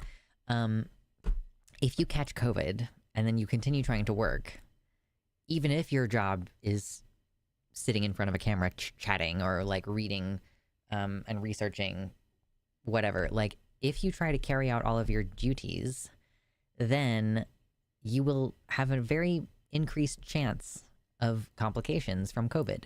You need to radically rest. Radically rest. Way more than you think you need to, for way longer than you think you need to, if you don't want to have more problems, right? It's, Biden is also 81. So if he is in his 80s, he is in one of the highest risk groups. Now, I don't think there is such a thing as a low risk group, especially because most everybody has caught COVID by now. And having caught COVID, you have the potential to have immune deficiency from that point. So, you know, he said, oh, if there's some kind of medical problem, then I'll step down, you know? So if he gets more severely ill, or if he has long COVID from this, that could be the end of his campaign and the end of him being president. The president's physician said in a note that Biden presented this afternoon with upper respiratory symptoms, including runny nose, non-productive cough, so a dry cough, like a non-phlegmy cough, along with general malaise. The president has also been prescribed Paxlovid and has taken his first dose. So he has been given, I think Paxlovid is antiviral, but it's, you know, of course he has access to all the craziest drugs. Like, even if there is experimental antivirals, he's got access to them. And he probably has decent air filtration anywhere he's meant to be.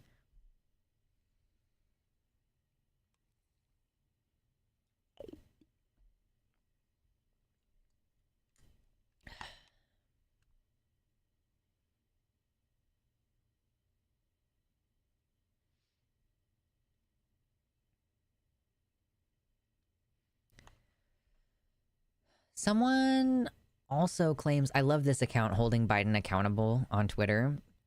They've said Biden deleted the page on his website where his own doctor confirms that he's had multiple brain aneurysms that required surgery and has another condition that causes repeated undetected strokes and cognitive impairment. Obviously, I can't corroborate that if that is something that has been deleted from the website. Like if there are no screenshots. Oh, there's a way back copy? Ooh, so apparently Biden has had more problems than you would think. This is from 2019. So the current health, Vice President Biden, this is from 2019. This is his, like a doctor saying what his issues are. He's currently being treated for paroxysmal AFib. So this is a heart thing. Hyperlipidemia. Gastro reflux, seasonal allergies, medical and surgical history. Pertinent positives of this patient's history include the following. The most noteworthy health incident that President Biden has experienced was his intracranial hemorrhage from a cerebral aneurysm in 1988. Okay, so that was a while ago. Aneurysm was repaired surgically. During this workup, his team discovered a second aneurysm, which had not bled, which was also treated. He's apparently never had any recurrences of the aneurysms. His 1988 post-operative hospitalization was complicated by deep vein thrombosis, that's a blood clot, and pulmonary embolism, which is a blood clot in the lungs. Let's see.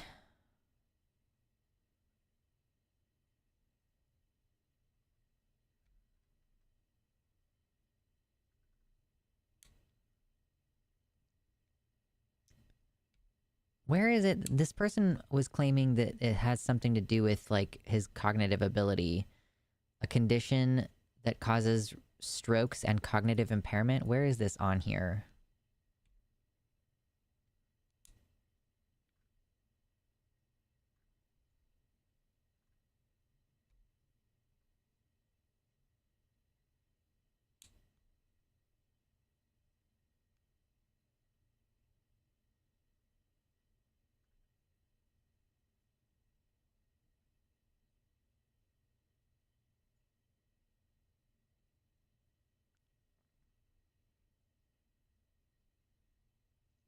Okay, I'm not seeing it, but that's one of the questions about COVID, is that COVID can cause cardiovascular problems and cognitive impairment. I saw nothing about strokes. I think if he had blood clots, then that could increase the chance of him having a stroke, because a stroke is just a blood clot that happens in your brain.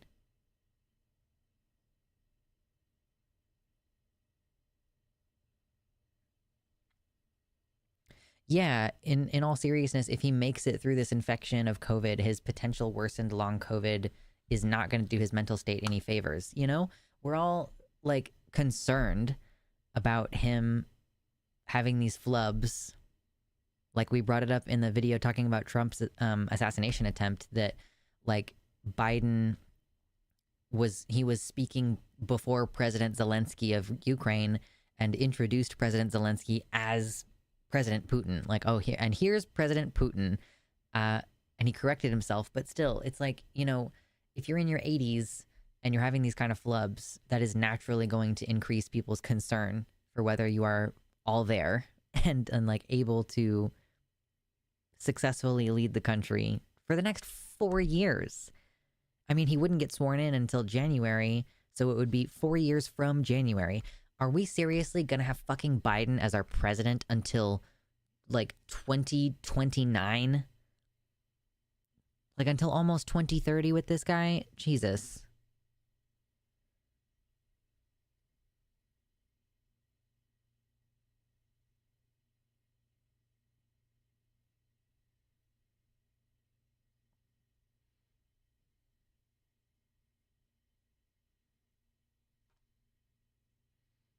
Blinken also stated that Biden missed a meeting with German officials because he, quote, had to go to bed, even after the Germans scheduled the call early in the evening to accommodate him.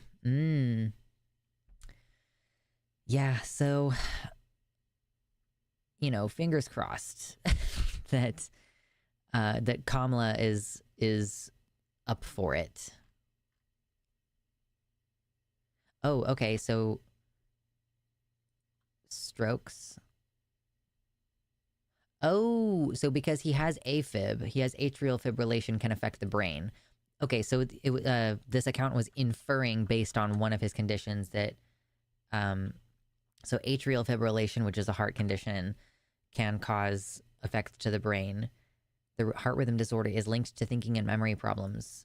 Anti-clotting drugs may lower the risk, but yeah, tiny blood clots that cause silent or unrecognized strokes and gradually injure parts of the brain involved with cognition.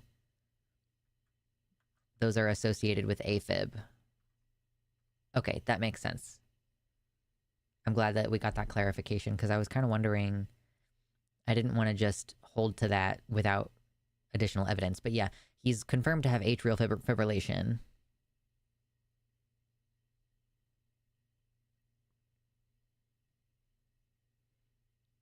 Honestly, these are the two oldest presidents ever, so the chances of a VP Prez are higher than normal. Yeah, higher than normal. And I just got a text. If it asks me for a bunch of fucking personal information, I'm probably not going to do it, but I get texts from the DNC sometimes.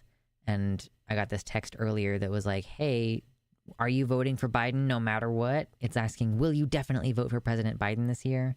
And I want to be like, no. Find someone else. Pick someone else.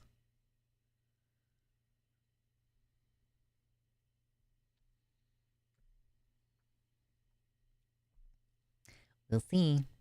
Again, as with everything, I don't know what's going to happen with this election. I don't know what's going to happen with the Supreme Court. I would say I am personally more confident that the Democrats can win if they put Kamala up, and I don't like Kamala, to be clear. But listen, I'm a voter in Kansas. My vote for president has never mattered. We never go purple, even a tiny, tiny bit. I've voted for president in the past 3 elections. I voted for the Democrat, right? And it makes no difference, which is why I don't feel obligated to vote for Biden this year. But if Kamala is the one on the ticket, I will vote for her. I will.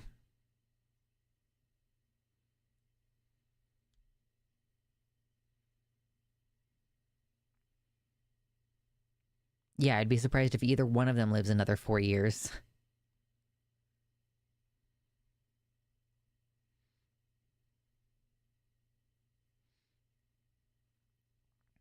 All right, I don't think that there's anything else I can add to this. So I will put it in my notes. Biden catches COVID.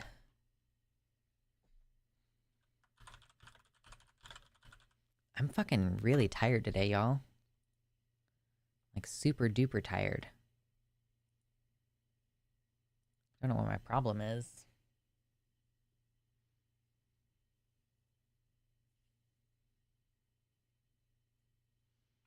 Georgia doesn't like Trump as much as the rest of the South.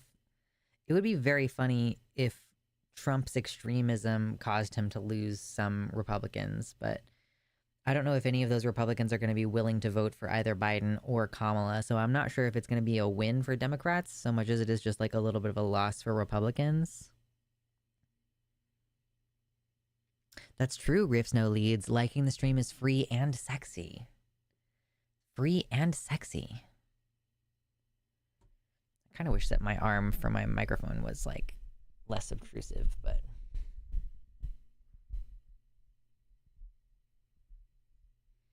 when I was living in Oklahoma, I would write in Keanu Reeves and Carrie Ann Moss for president and vice president, right?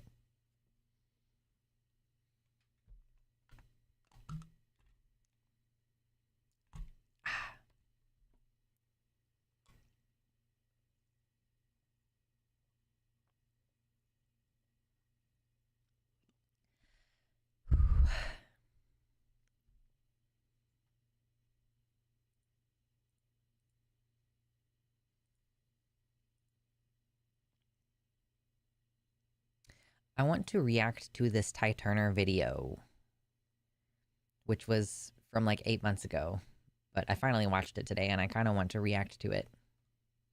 Maybe not for a segment, but for the stream at least. Excuse me.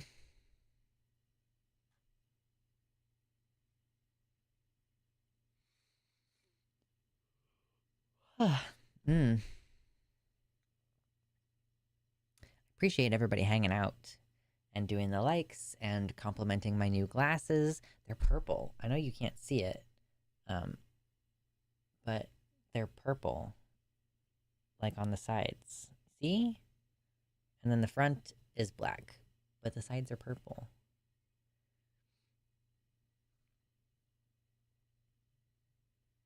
Later 50, enjoy hanging out.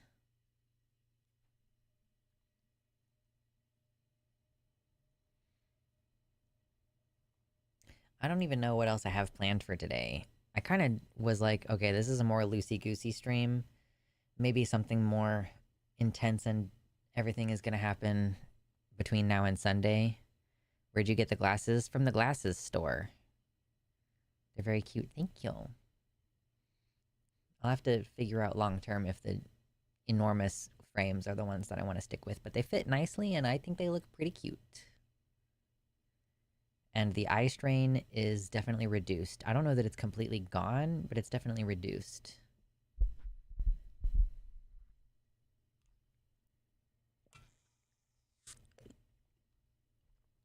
Drink water. Plans are for suckers. Listen, it's good to have a plan for a show. And then that also, by extension, means a plan for what segments I'm going to upload for the rest of the week.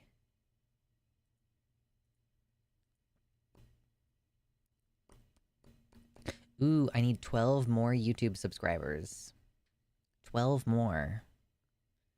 Before I get to 35,000. Wow.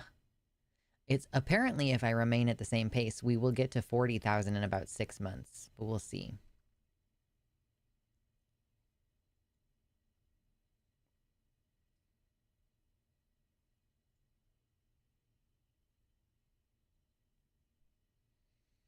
I've been leaving comments under some of my favorite channels and bands. Stuff like, I wonder what will happen to the music industry after Project 2025. And just trying to bring attention to it. Smaller frames make me feel like it's more obvious I'm looking through glasses. Listen, this was one thing that really surprised me about having glasses, is that if you very quickly turn your head, it's like a little disorienting.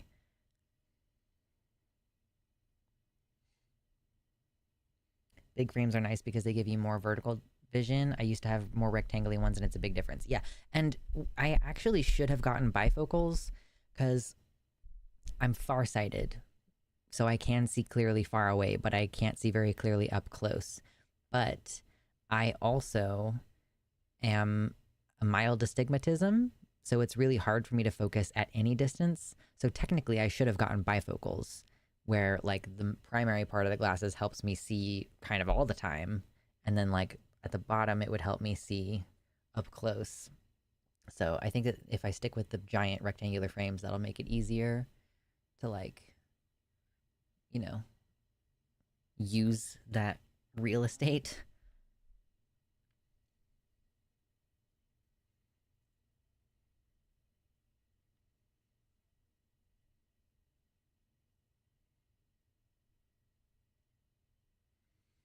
Under a ghost comment section, the song was probably Satan Prayer. I said, I don't think they'll let us listen to music with satanic themes after Project 2025. Valid point, Reed. Very valid.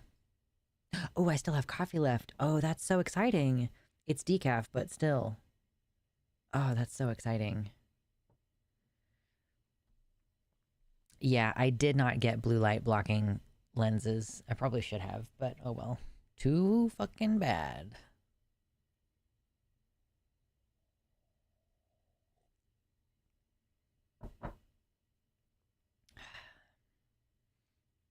How's the survivalist stuff going? I'm intrigued. I also think I might have to go live as a hag in the woods. It's going okay. I am gonna go rabbit hunting again on Saturday morning, I think, and try to rustle up some meat. I know how to fish now. I'm not like an expert at it, but I do know how to fish. And I need to finish weeding my garden plot. I got so many fucking mosquito bites the last time I went out to weed my garden plot, so I've been like not making the time to go back over there, but I probably should do it tomorrow morning or something.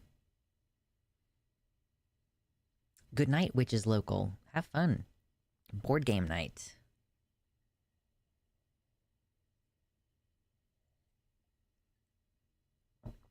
And then it turns out that guns are expensive, so the survivalism stuff, it's working a little, it's like a little bit at a time. I'm just practicing right now.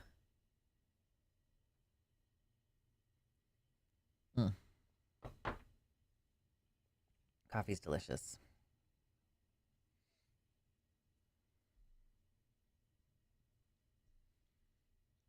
We love coffee. Okay, I am gonna run and grab my headphones because I left them across the house. But don't go anywhere, because I'm gonna be back in like 15 seconds, 30 seconds, maybe? Okay? Be good. Don't go anywhere. I'll cry. Okay? I'll cry. Real quick.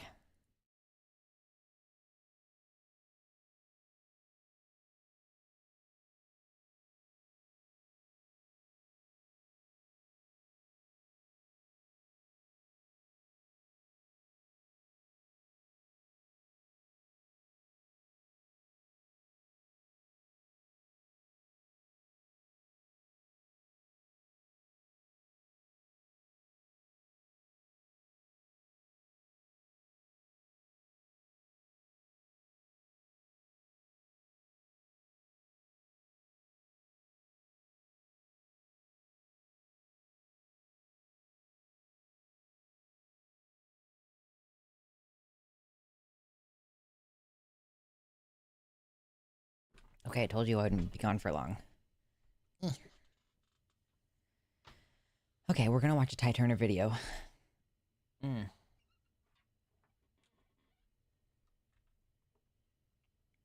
headphones.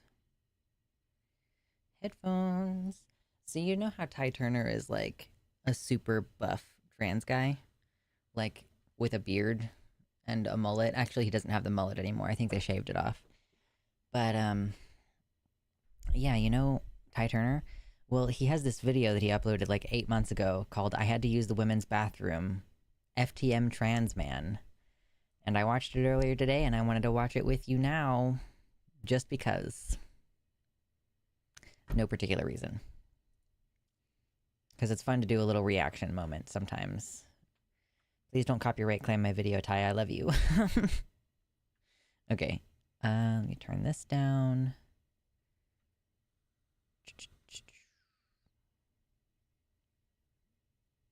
Okay, I'm gonna tweak volume first. Hey, what's up, folks? It is Ty. Okay, that's fine. And I'm a trans man.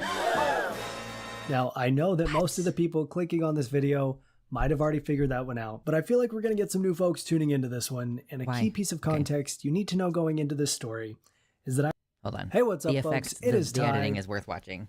And I'm a trans man.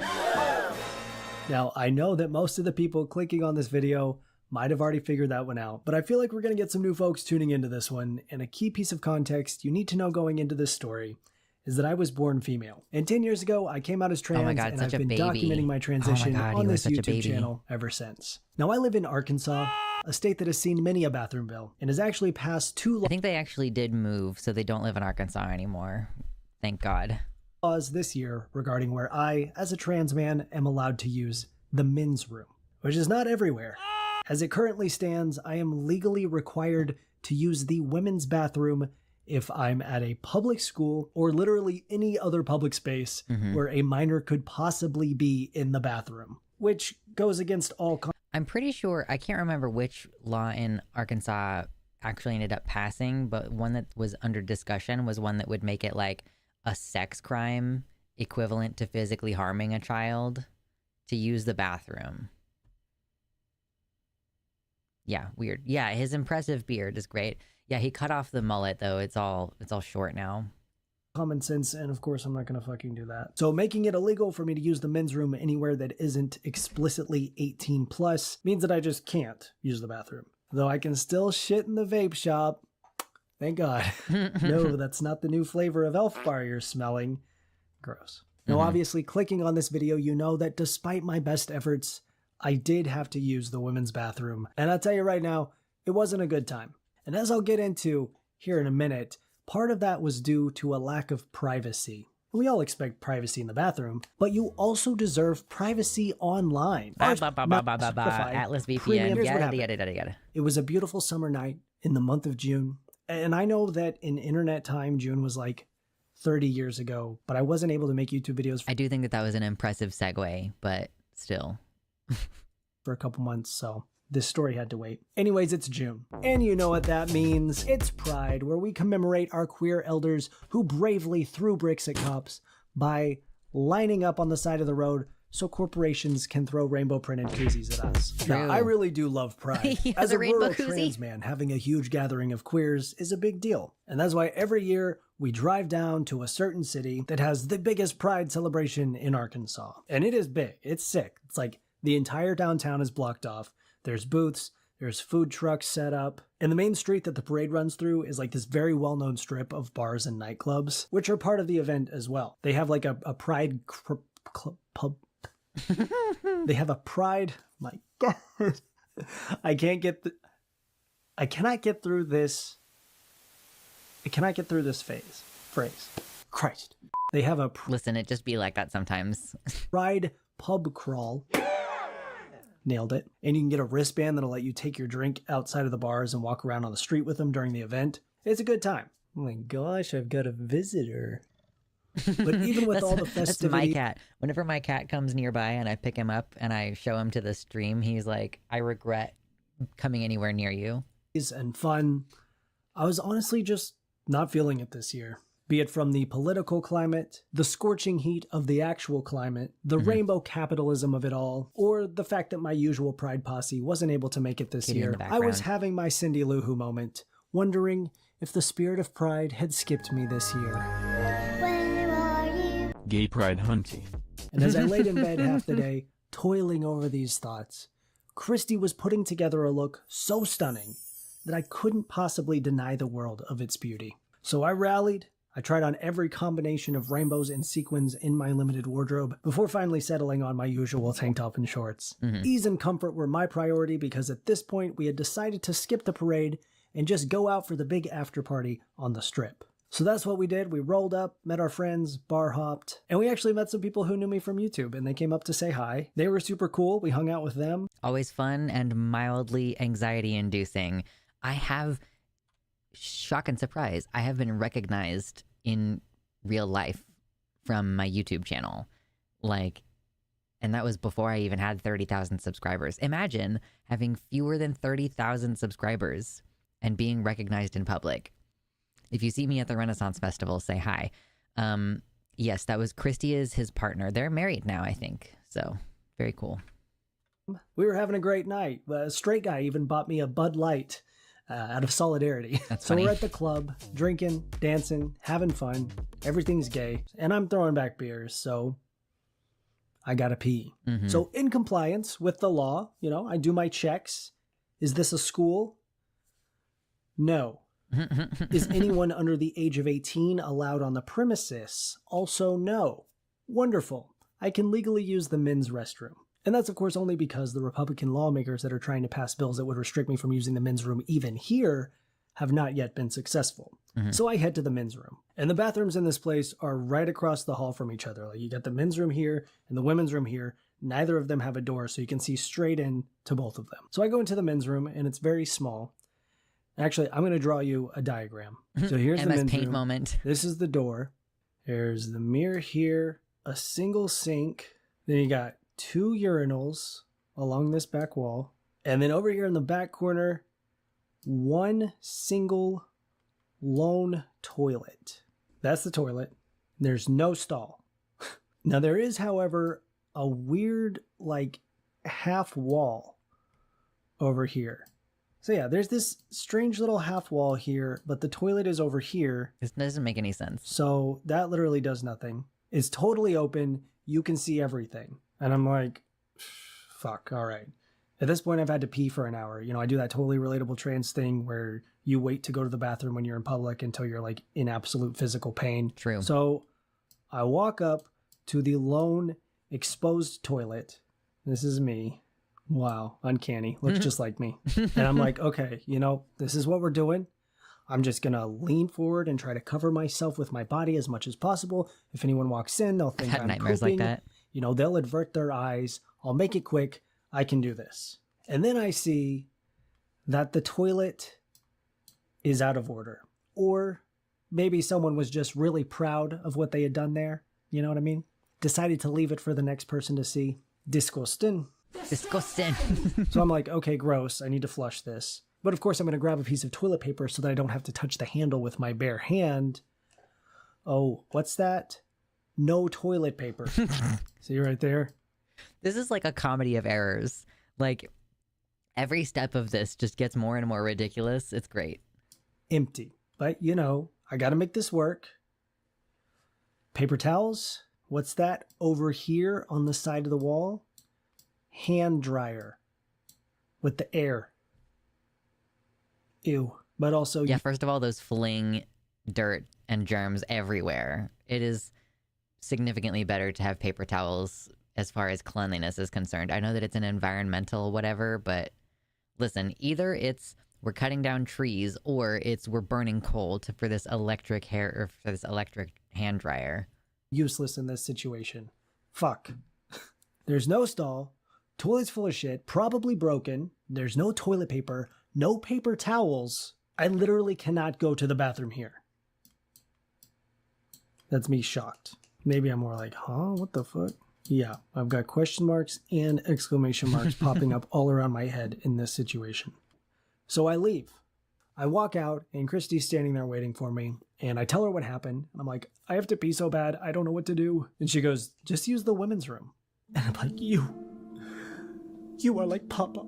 No, but I was actually like, nah, I don't want to freak anyone out. Because as a trans person, I have to do everything in my power to not be perceived in any bathroom. And because I'm obviously a man, if my presence in the women's room causes a disturbance, it would likely be misconstrued and used to actually affirm the anti-trans bathroom bullshit. Yeah. So I was like, nah, I can't risk making anyone... That's the thing is like we have this like it's a gotcha that we use. Like, okay, so if you're legally requiring people to use the bathroom of your assigned sex at birth, but like that means that you're saying that trans men have to use the female restroom, but realistically trans men who pass as well as Ty especially, they probably should just continue using the men's restroom even if it's in violation of the law, because the assumption is going to be, oh, that's some man who just says he identifies as a woman going in there. And it's like, no, like actually I have a pussy and I am legally required to use this bathroom.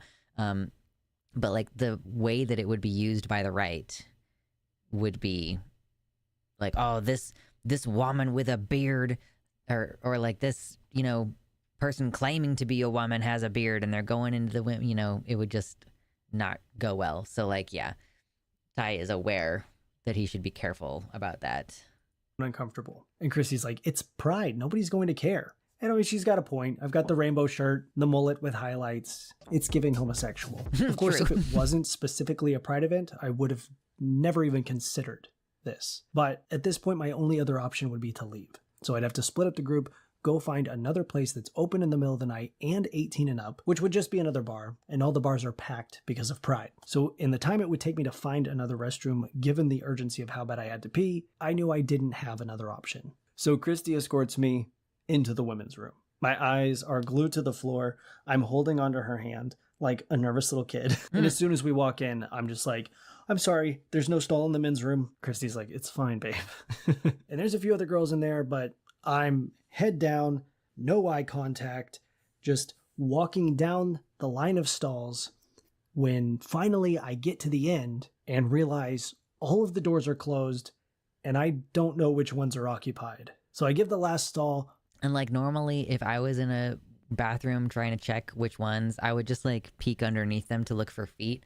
But obviously as somebody who looks, oh my God, what a great pause, what a great pause screen. Somebody who looks like Ty probably shouldn't do that, obviously, you know, so that's really awkward. The most timid push and the door rattles, echoing in the bathroom. The door is locked and I'm just like, okay, nope, game over. Abort mission. There's no way I'm doing that again. And it's only a matter of time before one of these girls finishes up, opens the door and walks out to see me just some guy standing in the bathroom, kind of freaking out. I look back to Christy, totally lost, and she just, casually points to the next stall. Try that one. I go, the door's closed. I think there's someone in there. I don't want to push on it. And I'm whispering, but it's a bathroom, so it's echoing and it's loud. And as much as I was trying not to make a scene, obviously all my plans of being quick and discreet were not happening. And I guess I had caught the attention of one of the drunk girls in the bathroom who noticed that I was not doing great and decided to swoop in and come to my aid in like a very drunk girl fashion. So she walks back there straight up to one of the stalls and she's like, here, just use this one. I was just in there. It's empty. And she opens the door for me. I walk in and I'm just like, thank you. I'm sorry. The men's room doesn't have toilet paper and I think it's broken. She's like, you're okay. And she walks out. Everybody in this situation is drunk. And that's funny because it's like enhancing how stressful it is and like how goofy it is. Like, I'm so sorry. He's been guzzling the beers, presumably. Out. And then I have the world record breaking fastest pee known to man, finish up, exit the stall, and beeline for the door. I could not get out of there fast enough. I speed walk out of the bathroom, straight across the hall, into the men's room, and wash my hands in there. And just sort of breathe a sigh of relief, wash away the germs, release the anxiety, and just take a few paces back from the edge of the panic attack that I was standing at, and collect myself. And afterwards, Chrissy's like, see, babe, I told you it's fine. Nobody cared. And I think she was right. Luckily, nobody looked bothered. Nobody said anything. I don't know if I got any looks because I wasn't looking around. But I think it's safe to say that the person who was the most uncomfortable in that situation was me. And I want to be clear that it wasn't for lack of compassion that Christy was so nonchalant about the whole thing. I know she just didn't want to make it into a big deal. But the stigma that comes along with being a trans person in any bathroom makes standing out in one very scary and potentially dangerous. Okay, yes, this made me cry earlier, but I'm gonna get distracted from that because Sam in the chat says, of course, the one thing that's still in stock in the men's room is soap. True. Trans men have been assaulted and arrested for using the women's restroom when it was legally required for them to do so. Yep. Trans women and non-binary people face the biggest threat when it comes to these laws, but they affect everyone. Cis women are being harassed in women's restrooms when they're suspected of being trans. And I'm sure most people clicked on this video expecting some sort of confrontation or conflict, but I don't think that needed to happen for this to be a story worth sharing. Because the fear and anxiety that I felt in the women's room is the point. Experiencing that and knowing that in the majority of public places in my state, that's what I'm supposed to be doing all the time is insane. And I'll probably get comments of people telling me, Ty, you weren't legally required to use the women's restroom here. Like, that was your decision in this situation. And yeah, it was not an act of malicious compliance. It was an act of desperation. And according to the state, that's my correct bathroom, even if I'm in a space where I'm allowed the privilege of using the men's room. But had this not been a pride event at a nightclub where everyone was 21 plus and queer, I definitely would have risked pissing my pants, which just highlights how backwards and ridiculous these laws are. Conservatives conveniently forget the existence of trans men when pushing bathroom laws. They pretend that they're keeping men out of women's spaces, but they're doing the exact opposite. So that's my story. Hopefully it can provide some perspective on how, even in a best case scenario, using the women's bathroom really sucks as a trans guy. Don't forget to like this video and subscribe to the channel, and of course show some love to our sponsor Atlas. Sure, I will hit like on this because I forgot to earlier. Wow. Go leave a comment. Listen, if you're a member of the Hordies, you're a member of the Horde, you gotta go hit the like button on this video and leave a comment telling Ty how cool he is.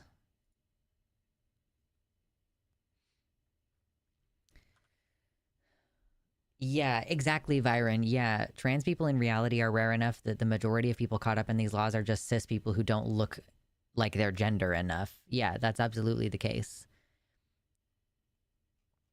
It's like, I think that it's probably mostly cis butch women. Like, I've seen it happen before. I used to work at a truck stop gas station, and there was one time where a, like, fat butch woman went into the women's room, and this was when I worked the overnight shift, so I was working with this heinous older woman, and she took it upon herself to follow this woman into the bathroom, or she leaned in and she said, "Ma'am, this is the women's restroom." Or sorry, she didn't say ma'am. I think she might have said sir, actually. Like, "Sir, this is the women's room." And you could tell that this woman was already in the stall. Like, I could hear it from across the building. This woman was already in the stall, and she said, "I'm a female." And it's like, oh my God, lady that I work with, you have embarrassed me. I'm not even involved in the situation, and you have embarrassed me. And you're like harassing this random butch woman.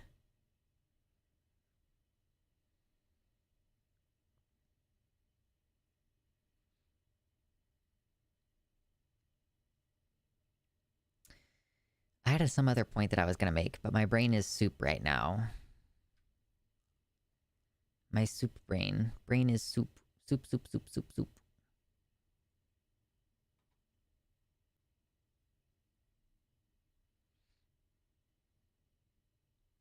My therapist's wife is repeatedly misgendered, and she's cis.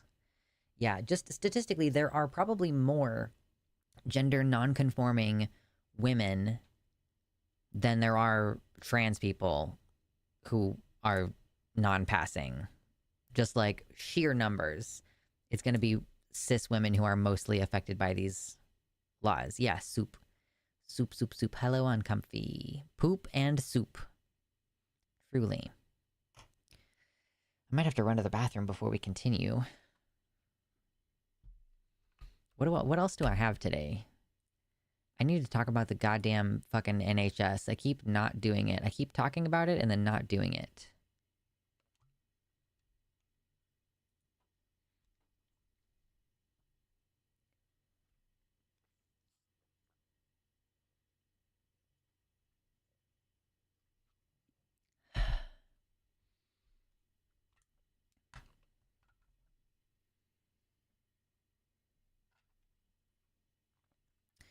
Okay, I do think that I need to finally just talk about this NHS thing. So let me pull up like a link or two about that. And then I need to go to the restroom.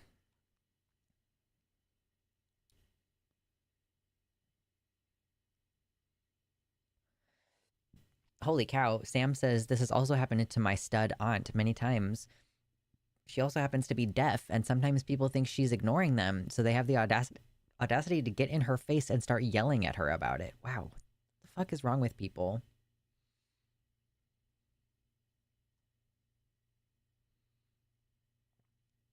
I hate having to do complex social math to decide how to do anything safely as a trans person. Yeah, like, if I were walking around like this, I probably would just use a women's restroom and like not make a big deal out of it. But if I was wearing like a big hoodie that covered up my body, and like if I had my hair up in a ponytail, I would have to really seriously consider that decision before doing it. You know, like I might actually like take off my hoodie before entering the restroom because I don't bind my chest anymore. So it's like, if I'm wearing a sports bra, then like, okay, you can see that I have tits. So, but I've had people look at me weird even when I was wearing a sports bra before, when I had really short hair.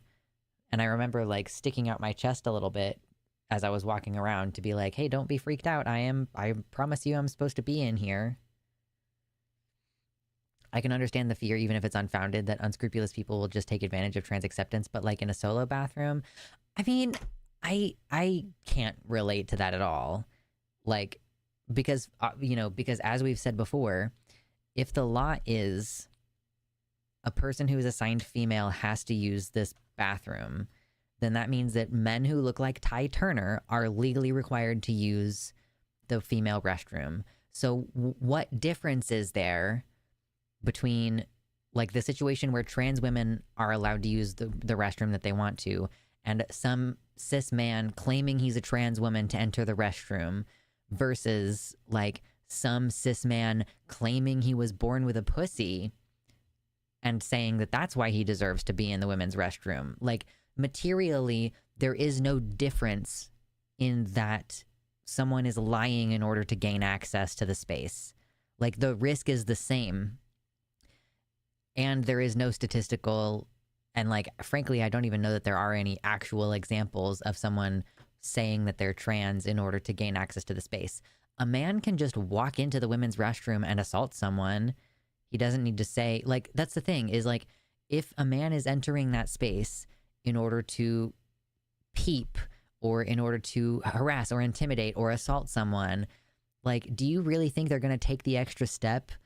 And, or like, do you think that it's going to give them some kind of legal immunity for them to say, oh, it was okay for me to be looking under the stalls or looking over the stalls, or it was okay for me to touch that person because I'm a trans woman who also gets to be in that bathroom? You know, like, there is, like, a man can just walk in there anyway.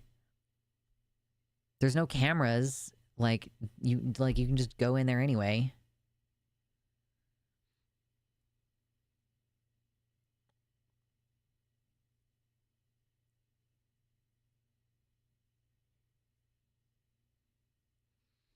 There was a Howard Stern episode years back where they made a cis woman break down on camera when they were playing Guess the Trans. Were people calling her, like, mannish or something?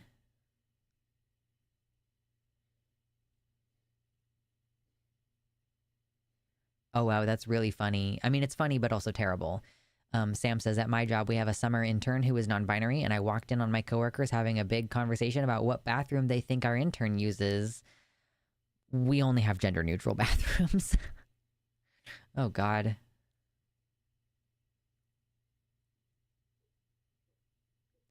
Oh, my cat is vomiting right now. That's cool.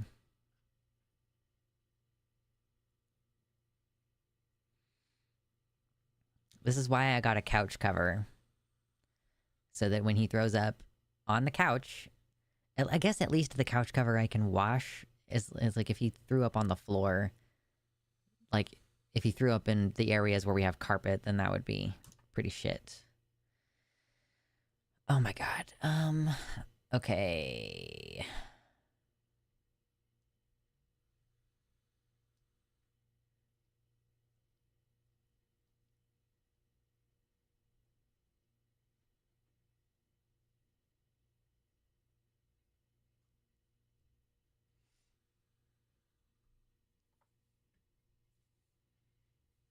I just hate wash day for my hair, it turns out.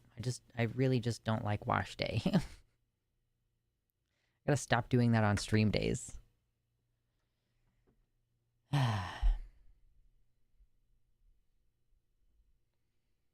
said some pretty horrible things to the woman they assumed was trans. Yeah, it's pretty fucked.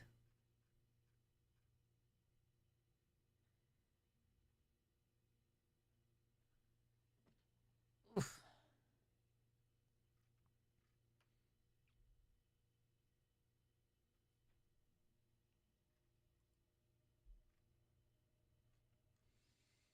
Okay, I'm trying to find some of my links about this UK trans situation. Oh, you know what? Oh, I want to talk about this funny turf thing. This is funny. Funny, funny, funny turf moment.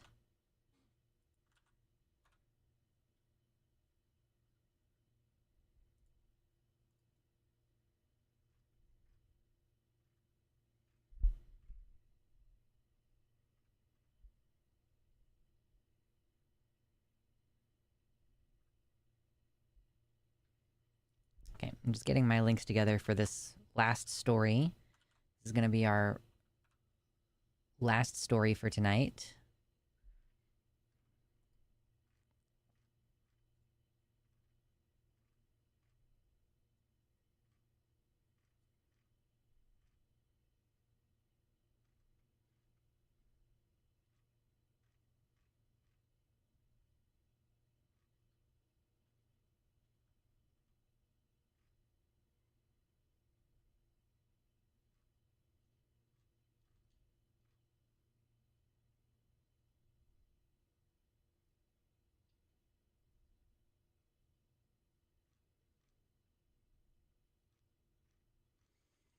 This has been going on forever, so the links are taking a while to bring together.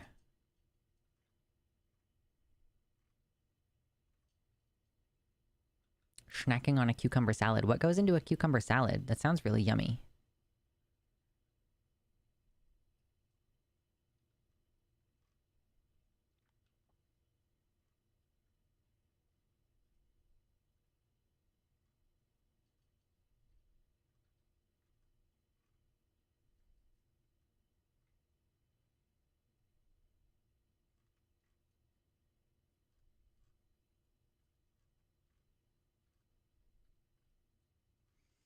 Oh my god, dude.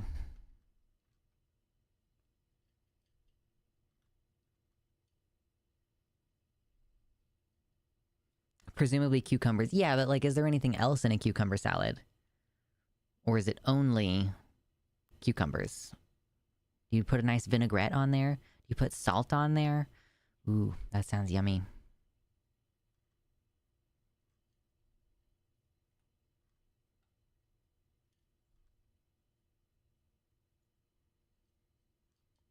Ooh, I'm doing Transatlantic Call-In Show tomorrow. There aren't a lot of people here, but I feel like I should announce that. I will be in there tomorrow at 2 p.m. Central Time. My cucumber salads have 2 moods, tahini or dill. Fair enough. Cucumbers and tomato, but I also add avocado and dress it with salsa and sour cream and pickled jalapenos. Ooh, girl. I know you're a he/him. The girl was like a gay girl, you know? Nobody says cucumbers, onions, jalapenos, and a shit ton of vinegar. Ooh. Well, that sounds delicious.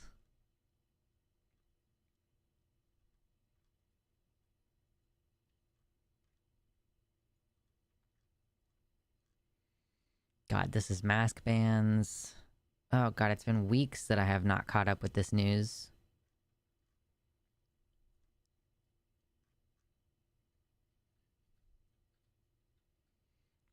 Where do you watch the show?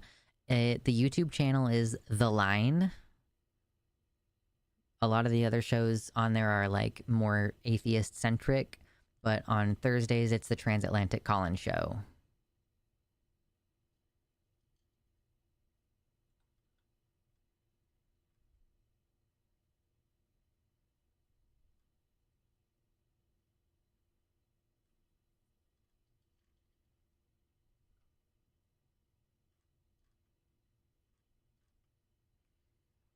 I don't know if I'm gonna find the links that I need for this. Been forever. Oh, okay. Okay, found it. Okay, I did it. I found it.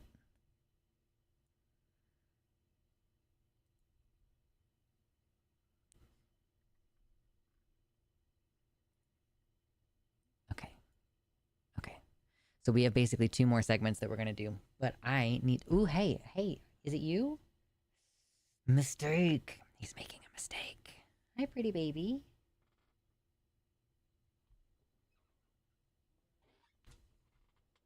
Ah. You've made a mistake, sir. Are you a good baby?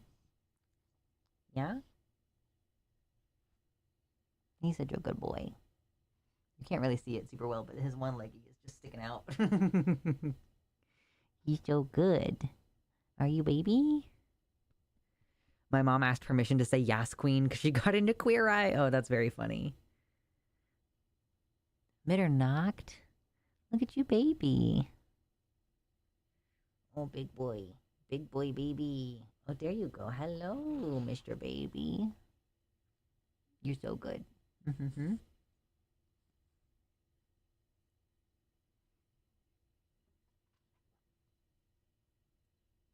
Yes, he's a large baby. He weighs like 17 pounds or maybe more than that. I don't know.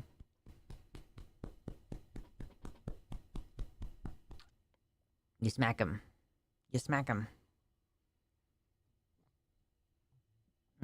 He's like, please let me go. Okay, but you have to let me put you down, okay? You can't try to make yourself get down or you'll hurt both of us. Okay? Are you gonna be a good boy? Okay, come here. Be good. Be good. Let me put you down carefully. I'm gonna take your feet from you. Taking your feet from you, okay? Okay. No one was hurt. Cucumber, tomato, radish, if you're nasty, with lemon juice and whatever seasoning I feel like, usually tahini. Ooh, I do like radish. I'm a weird person. I like radish. It's delicious. It's a little spicy. I'm sorry. Thank you for being a good boy. I'm getting cat hair all over me. Okay, I'm gonna just do a quick break and run to the restroom. And then when I'm done, so this, imagine if you brought up pronouns in the most mild way possible, and the person you were talking to immediately started talking about porn. That's the conversation we're about to look at. We're gonna do a goofy segment and then a serious segment, because that's what I've decided we're doing. Okay, I'll leave you with the bugs. Don't go anywhere or I will cry.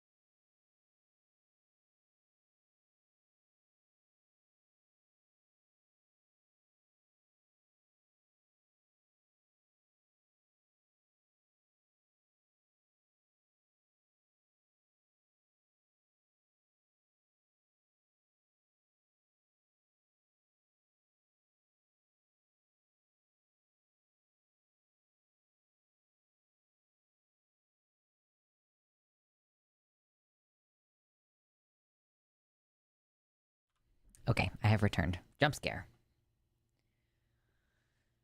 I I'm wearing some fishnets right now, and I have never, normally you have the issue of like your thighs are too big, but my thighs are too small and they won't stay. They keep falling down every time I get up to do anything. It's very annoying. Like, well, I guess I'm going to get rid of these because I don't even think if I keep working out my legs that my thighs are going to be big enough for these to stay on me. So it's like, all right, whatever. Sad.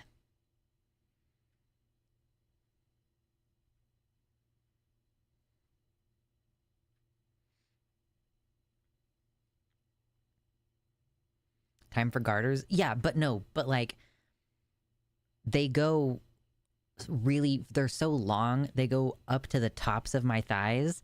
There is no space for garters. Like they're too long. Anyway, immediately after getting back from the bathroom, I will drink more water. That's how it works.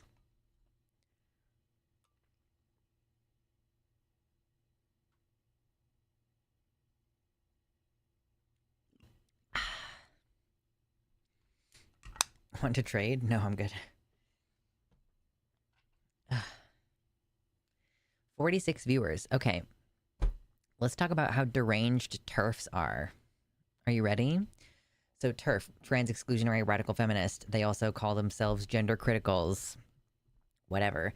So imagine if you were seeing a friend you haven't seen in a while, and you started complaining about Republicans or conservatives, and you complain and you go, geez, it's so annoying how these Republicans are making pronouns into such a big issue, like, geez, just let people live how they want to live,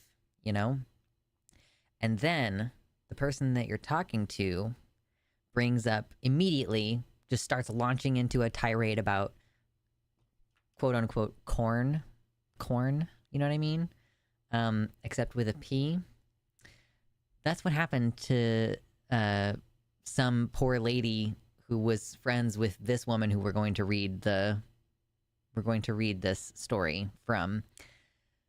So this is from the website Over It, and it's like over like ovary, like over it, and it has a little female symbol on it. Look at it. I know it's probably really small for you. You can see it more easily right there. Over it. I just nuked a friendship from orbit. I don't know, it's going to be really small for you. I'm sorry.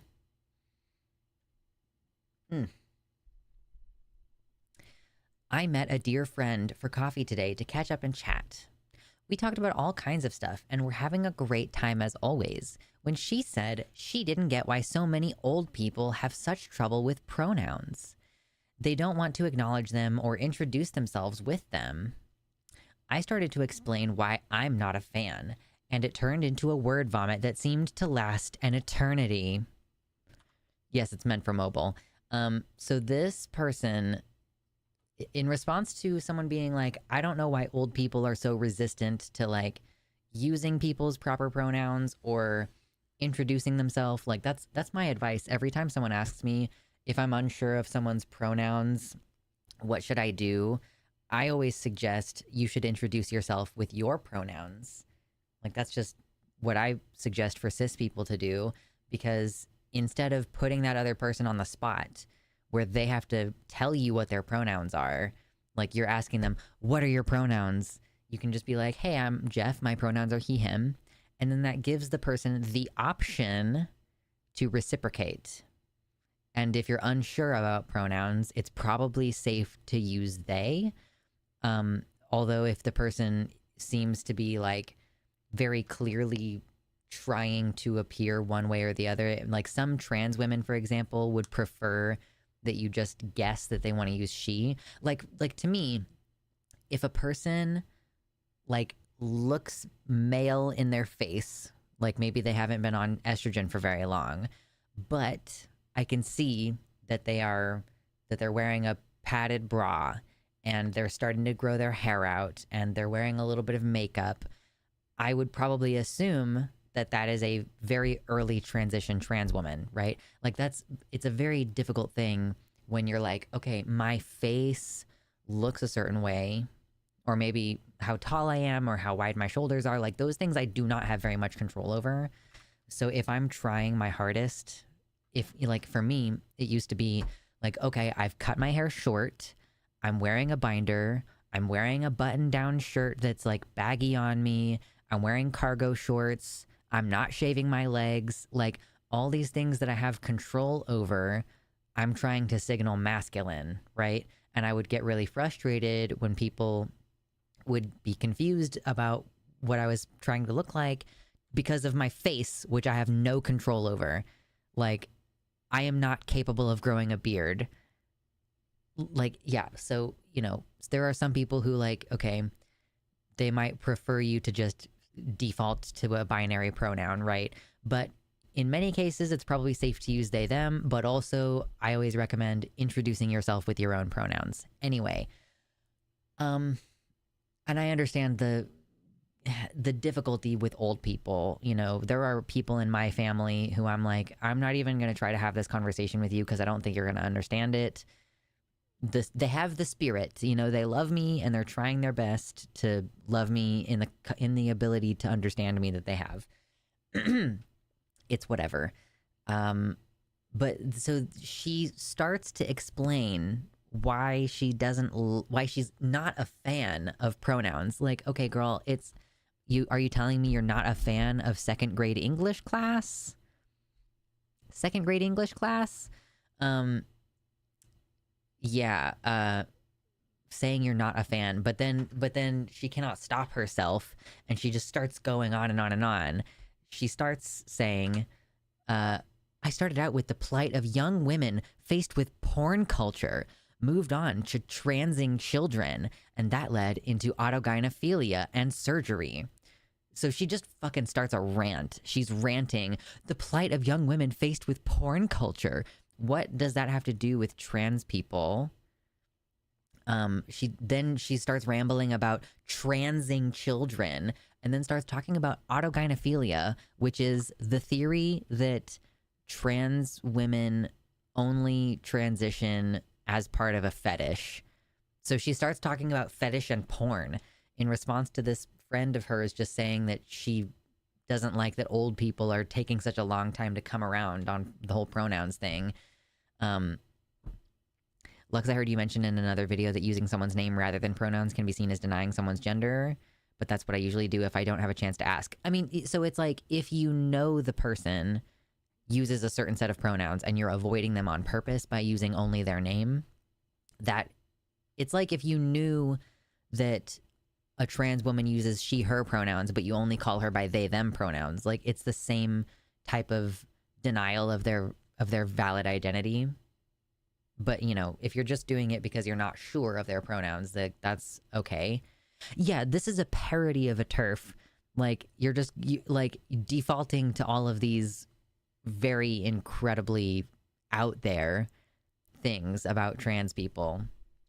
So, her friend's face goes from understanding at first, like, the plight of young women faced with porn culture. Like, as a fellow woman, this woman is probably like, okay, yeah, I could see why that's a concern for you, like the hypersexualization of women. But then this like tumbles out into all this other stuff. Her face went from understanding to completely closed off until finally she said she had to go. You started a rant about a bunch of different stuff. Like, you're just ranting. Of course she's gonna leave. Being the cool customer I always am, I burst into tears and said, I guess this means I'll never hear from you again. You could just let it blow over. You could just cool it the fuck out. Then I apologized about 10 times and got up and ran out like I was on fire. I mean, I feel like you should be embarrassed. I feel like you should be embarrassed because you embarrassed yourself. You absolutely just went on a tirade about porn and fetishes and transing children and presumably, like, I'm actually not sure.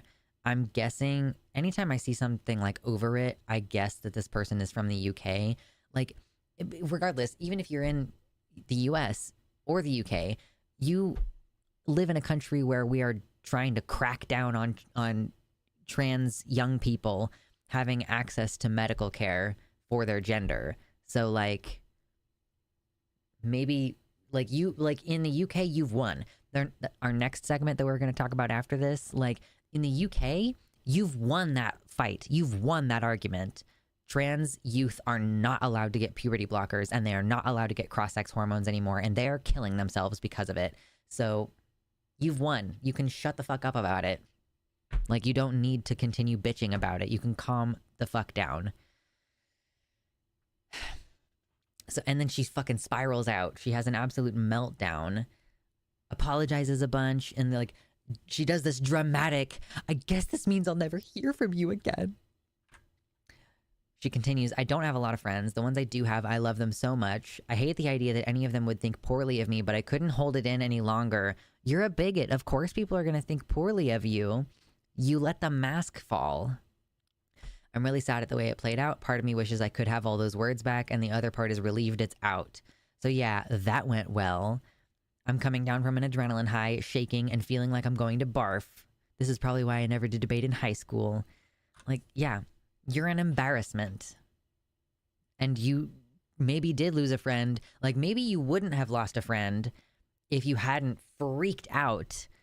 Like, first of all, you went on this, you know, big, long thing about a bunch of very loosely related issues because your friend gently mentioned that, like, she's frustrated that old people can't get on side with pronouns and, like, get up to speed with the culture. And yeah, like, even if this person agreed with some of these points, foaming at the mouth and ranting is not the kind of person you want to casually hang out with over a coffee. Yeah, TERFs are ruining their own lives over this obsession. It's like, that's the reason why we make fun of Graham Linehan. He is divorced and doesn't see his children anymore because he could not shut up about trans people, and it ruined his life. Like, it ruined his marriage. He's got nothing else going on. No one wants to hire him.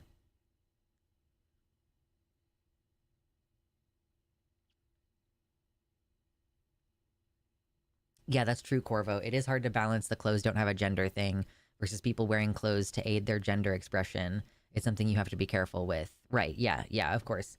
Because, I mean, clothes don't inherently have a gender, but also our culture assigns importance to clothes as part of gender expression. So, like, yeah, if you think someone looks like a man, quote unquote, but they're wearing nail polish and they're wearing makeup and they're wearing a dress, like, they're probably trying their best despite the fact that they don't have much control over their body. Maybe they've even been on hormones for a while, but they need facial surgery in order to get rid of certain features like the strong brow or a strong chin or something, you know. And of course, like, there is no one right way to do anything with pronouns. Like, I do want to put that out there that, like trans people are not a monolith. You are going to get different responses from different people. I don't really care that much about pronouns anymore with people who don't know me anyway. Like, if I'm meeting you for the first time and you use she, her pronouns, I don't care. I'm probably not going to correct you because you don't fucking know me and it has nothing to do with the interaction that we're about to have, most likely. Like, if people call me ma'am at the grocery store, I'm not going to, like, make any kind of comment about it because I don't care anymore. There was a time in my life where I was trying really hard to look like a man, or at least like a boy, and it really frustrated me when people would default to she, her. If people had asked me, I probably would have been less upset about it. But it does, for some people, they're like, I don't want you to ask me because it feels like you're clocking me and you're pointing me out as trans when I would like to just be able to normally integrate into society. Like, there are different perspectives because every group of people has folks with differing opinions. Like, every group of people has folks who want different things. So there is no one correct answer. Like, I would suggest just asking, I always suggest, like, saying, hi, my name's Jeff, I use he, him pronouns. Giving the other person the option to share their pronouns. And, like, honestly, I think that that's a good idea to do even in situations where you feel pretty confident that you know what the other person's pronouns are. and just normalize it for every interaction, and not only doing it when you want to know the other person's pronouns, right? Because that's part of the thing, is you're pointing out that the person is trans or is gender nonconforming. But yeah, obsessed bigots are cortisol addicts, right? It's like, I do wonder, these type of people who are freaking out about trans people, and it's like, how much of it is just like your life doesn't have any real problems and you just desperately want to get in some kind of conflict with somebody. Did I forget to ping the Discord earlier the second time? Probably. I'm really bad at that. No, I did tag. Okay, cool. I really forgot that I thought that I forgot to do that. But like, yeah, it's like, do you not have real issues? Like, we were talking about that lady who had cancer, and she used that, like her breast cancer, as a way of starting to talk about trans people's top surgery. And like, why are you seeking conflict with these people who didn't start a beef with you? These people who really don't want anything to do with you.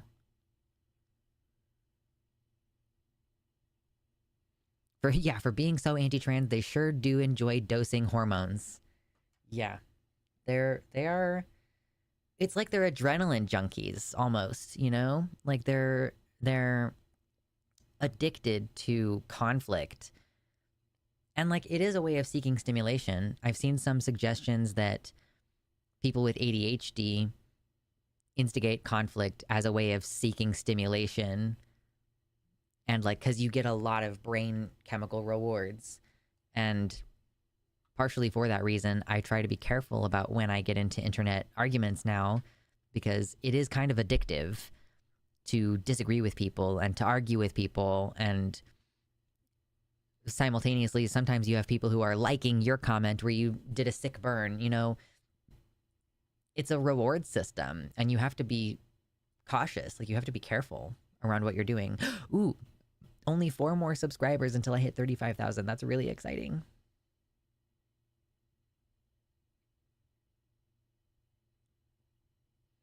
Yeah, and of course, the trans person getting clocked and then having cis people decide it's time for a pronoun circle. Understandably frustrating.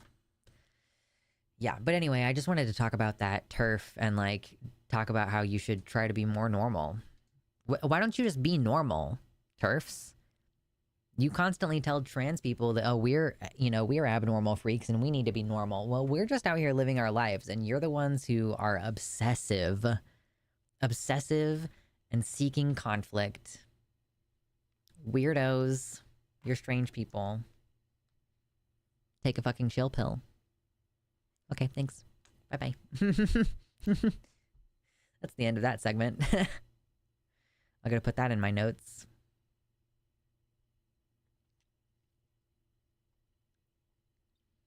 It goes in my notes. Turfs have no chill.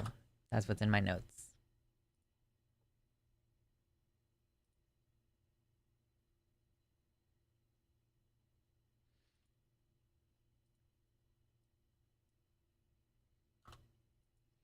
I'm finally at the point of, yeah, whatever, you're gonna get it wrong no matter what I do. That's kind of how I feel. It's like, oh, you're gonna get things wrong no matter what. It doesn't fucking matter. Like, very occasionally, someone will use they, them pronouns for me because they just genuinely are not sure. And I'm like, I'm amused by that. I'm like tickled by that. It's nice.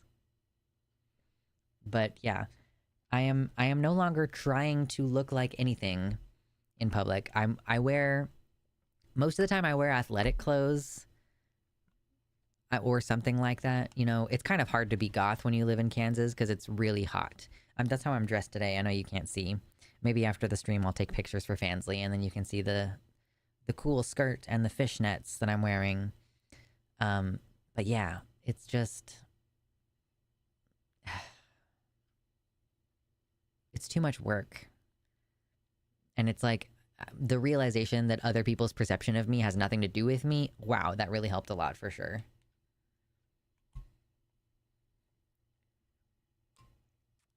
Yeah, Uncomfy, we had a little segment talking about Biden having COVID.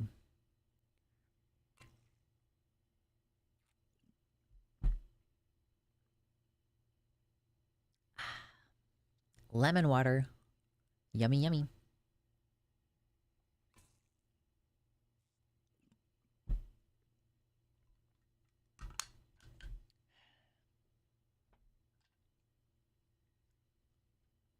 Welcome back, Eric. I hope it was a good nap. Okay, we've got one more. We've got one more thing.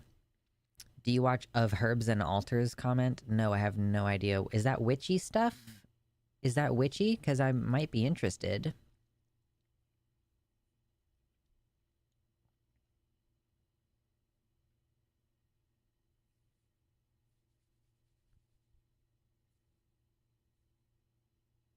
Man, wash day for my hair is just not good. It's like the very look at the very bottom of my hair. You look at these little corkscrews. It's so cute, but the top part of my hair is just not cooperating. Look at that. That's so cute. Ugh.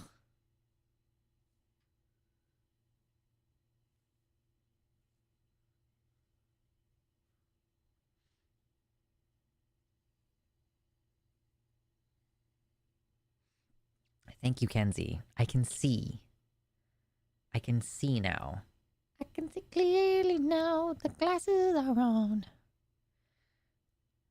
Like, wow. I did not realize how much I was struggling to read. Like, the chat is so small.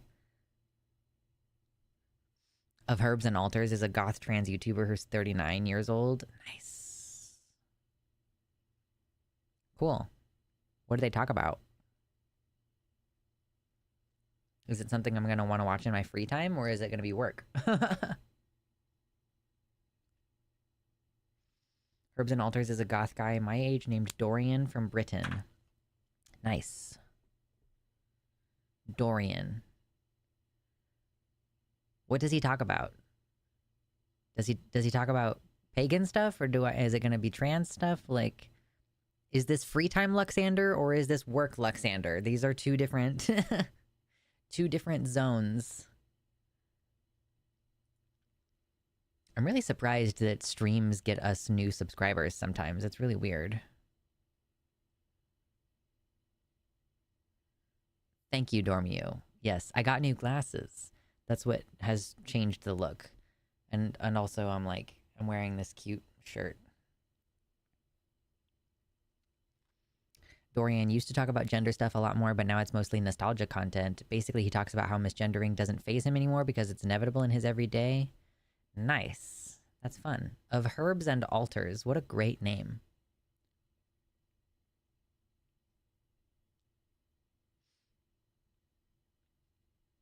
Yeah, the glasses are new. I'm farsighted.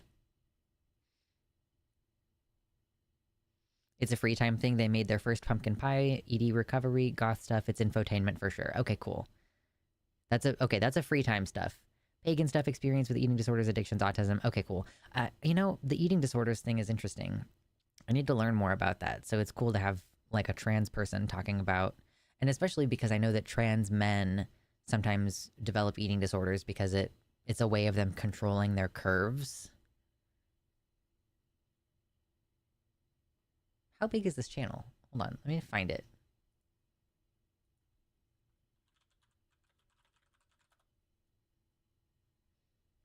Oh, wow, really? Dorian has 298,000 subscribers. What the fuck? Yeah, I'm surprised I've never heard of this person before.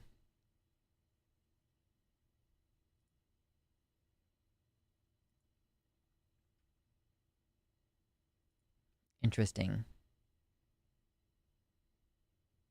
Mastering the urge to self-delete as a 39-year-old autistic. True. Okay, I might have to check some of this out later. Whoa! Amber alert.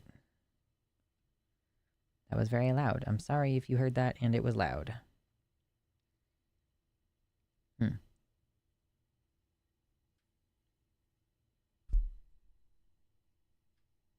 Didn't know you were interested in pagan stuff. I'll be around in the Discord if you want to chat about it. Yeah, look at this. Okay, let me move the microphone out of the way. Okay, look at this. This is my tarot set. This is my little cauldron. It has a pentacle on it. And I think it has some flowers in there right now. Yeah. What is that? I can't remember what dried flower that is. But I have some dried flower in there right now. My little circle of candles.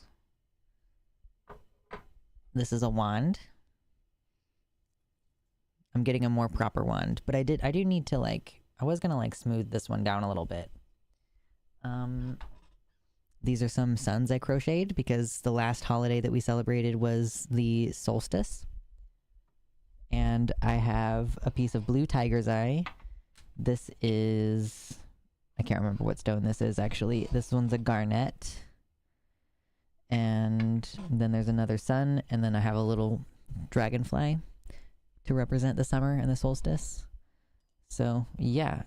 Every time you tune in to this stream, there's a little pagan altar behind me.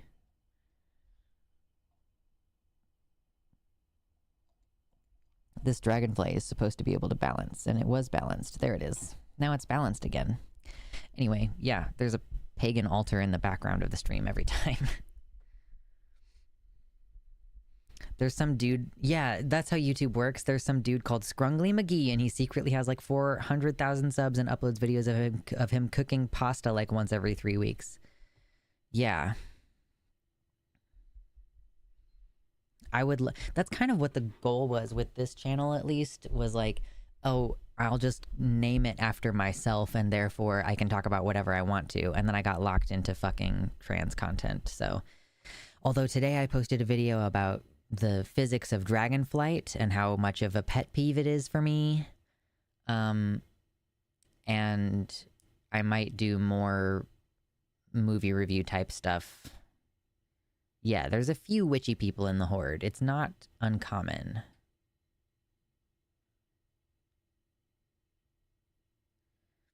Trying to lose weight as a trans man without developing an ED when I already binge is sigh. Yeah, it's difficult. So's I am not anywhere near being at risk for an eating disorder, but like I'm trying to do body recomposition, so I have to be, you know, I try to be pretty careful about how I talk about it.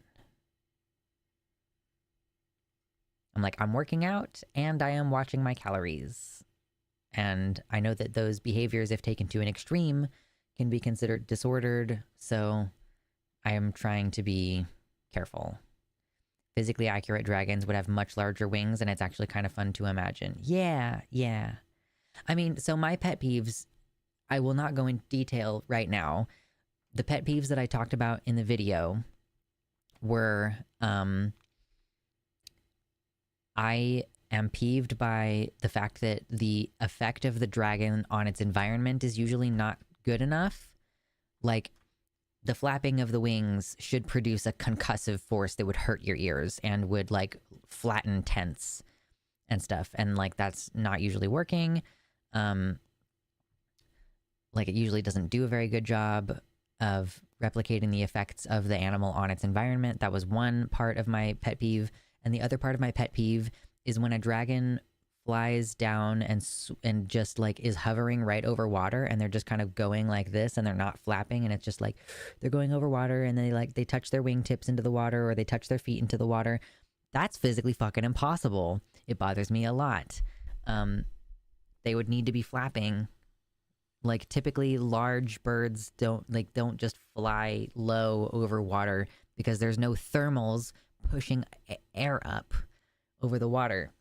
Small birds like seagulls with very particular shaped wings can, you know, catch some air off of like waves, but not like just open flat ocean. Like, it fucking really bothers me. Anyway, there's a 16-minute video ranting about that, so I'm gonna shut up now. Would you want fun, chill video suggestions to watch on stream? I mean, I'm not opposed to it. I mean, I don't know. I don't really like to do that very often. We responded to a Ty Turner video earlier, but I had like commentary.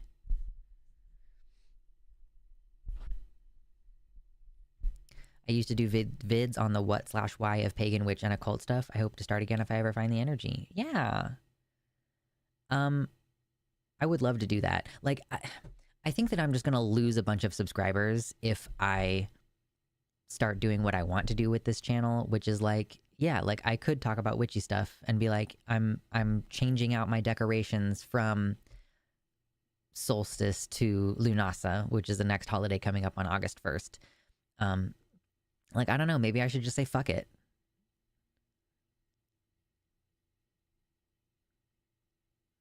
Like, maybe I should just say fucking whatever. That was the goal of this channel, was to just talk about whatever, but I just happened to start talking about trans stuff a lot. And now I just feel locked in. I have a cool lefty gun content channel if that's interesting to you. Yeah, please. I was just telling chat earlier that actually has nothing to do with the political climate or anything, but I suddenly really want a handgun, and it's very sad to me that they cost $400 because I'm trying to save up to move across the country, and I'm gonna have to run a GoFundMe for it, and it's like, yeah, a little bit stressful. But it's like, dang, I do want a gun, it turns out. Just say fuck it. It is a very witchy thing to do, true.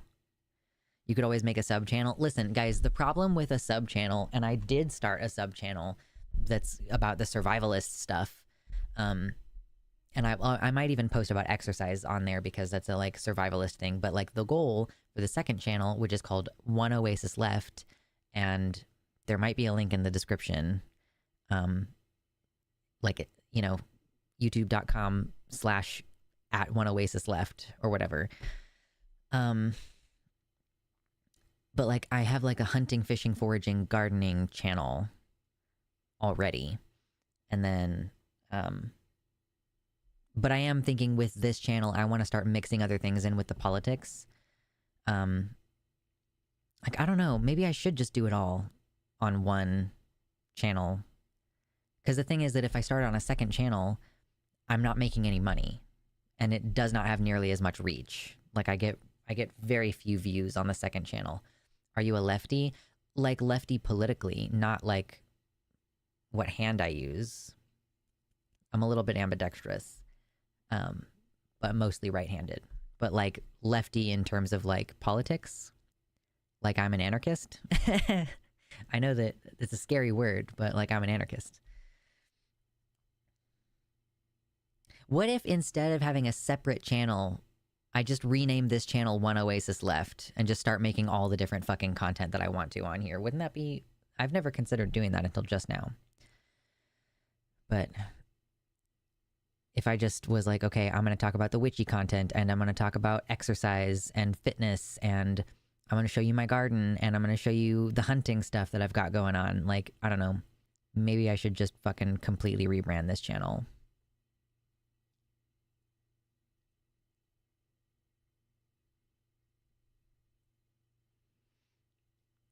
I've been avoiding some of the political streams because I'm reaching my limit on what I can listen to now. Completely understand. Sometimes we just do goofy stream. So if you want to look at the Discord announcement, if I'm just doing a fuck it stream, just doing a goofy stream, I'll put it in there. Although most of the time I need at least a couple segments to upload on the channel. When they said lefty gun channel, I assumed they meant left-handed. It's hard to shoot left-handed for me personally. Yeah, no, sorry. Different thing. Different thing. Carl of InRange TV is specifically pro-trans and has trans gun tubers on occasionally and generally just makes good content. Well, thank you for that recommendation. I've got that tab open now, and I'll make sure to check him out later. Man, I want a fucking handgun. It's so stupid. It's so dumb. I'm here for whatever you're up to, so IDK, if my opinion is super helpful here, you'll just be here anytime, which I appreciate. Okay, let's finally do this stupid fucking NHS segment that I've been putting off for like more than a month now. You don't have to change the name to add more types of content. I know. That is, I was going to do, the other channel is called One Oasis Left, because first of all, that's a badass name. Do it all on one channel, but make each day a different, somewhat consistent topic, like Witch Wednesday. That's an interesting idea. Because I just assumed that the that the gardening and hunting content and stuff was just gonna not play on this channel at all. But yeah, I don't know, maybe I'll just say fuck it and start doing everything under the Luxander umbrella. I still might change the channel name to One Oasis Left, because that's just a really great name. Quick thing about dragons. Anne McFrey wrote the Pern books, which are my favorite dragon literature because it is sci-fi, not fantasy. She gave a real-world science for how dragons could exist in an infinite universe. That's really cool. I've heard that Pern is really good.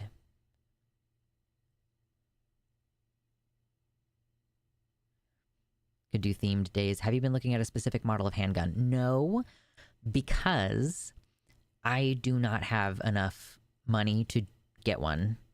So I started to be like watching videos of like the 10 best handguns for a new person. Like these they have a really reliable trigger and they have a good grip. I started looking into it and then I was like, I am not about to spend $400 on this, so I should wait. I was kind of like, let me not build a lot of anticipation and excitement around this. Because man, when I want something, I will just fucking put resources. I have a credit card, you know, like I have to be careful. And like I want to be responsible with my money right now. So I have not been looking into any specific gun. I just really want one. I know that I just really want one. Trans Tuesdays. Trans Thursdays, what's the plural of Oasis? I mean, it's Oases, isn't it? Oases? Oasises? Oasi? Take your pick.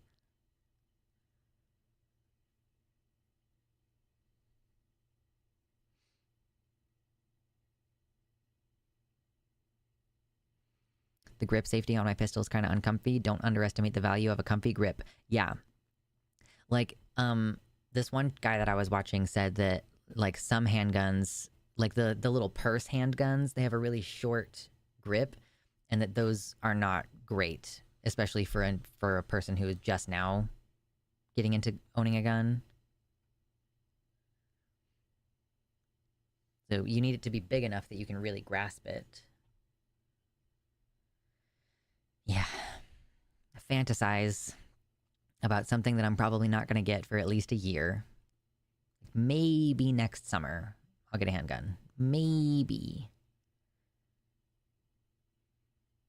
I just had to replace all 4 tires on my car, and I still need to get my brake fluid changed, and I need to fix one of my turn signals. Like, I have other things that I actually need to do with my money, and that is not buying a gun.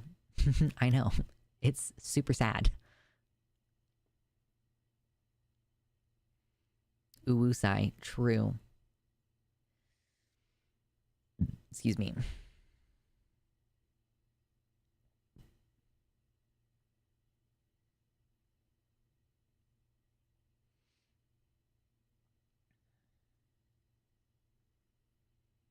It's weird. I did not expect to be a person who wanted a gun. I don't even know if I would be a person who wanted a gun if it weren't for the fact that the hunting safety course made me learn a lot of shit about guns. It needs to be big enough that you can really grasp it. That's what she said. True. Yeah, you got to be able to get a really good handle on it. This is my packer that I made for myself. It's really dusty and I haven't worn it in a long time. I need to make one that's like better.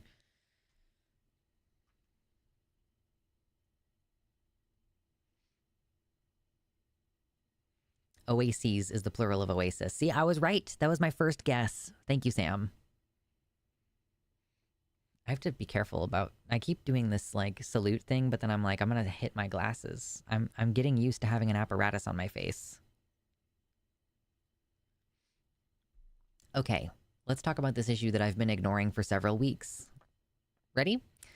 We've been talking about what's been going on in the UK on and off for a while. Particularly, we've been really watching the situation with puberty blockers, right? Like, puberty pausing medication. This is normal. It's normally dispensed for children with precocious puberty. And, like, precocious puberty, I think technically is puberty before the age of 8. Like, that's the health concerns of, increased all-cause mortality and stuff, that happens typically at very young ages. So if a kid is like 9 years old and they're starting puberty, technically I think that is safe for them, but it is disruptive to them socially. So typically, like, the most common use of puberty blockers is for children who are starting puberty a little early, and they and their parents want to delay their puberty until they can develop alongside all of their peers.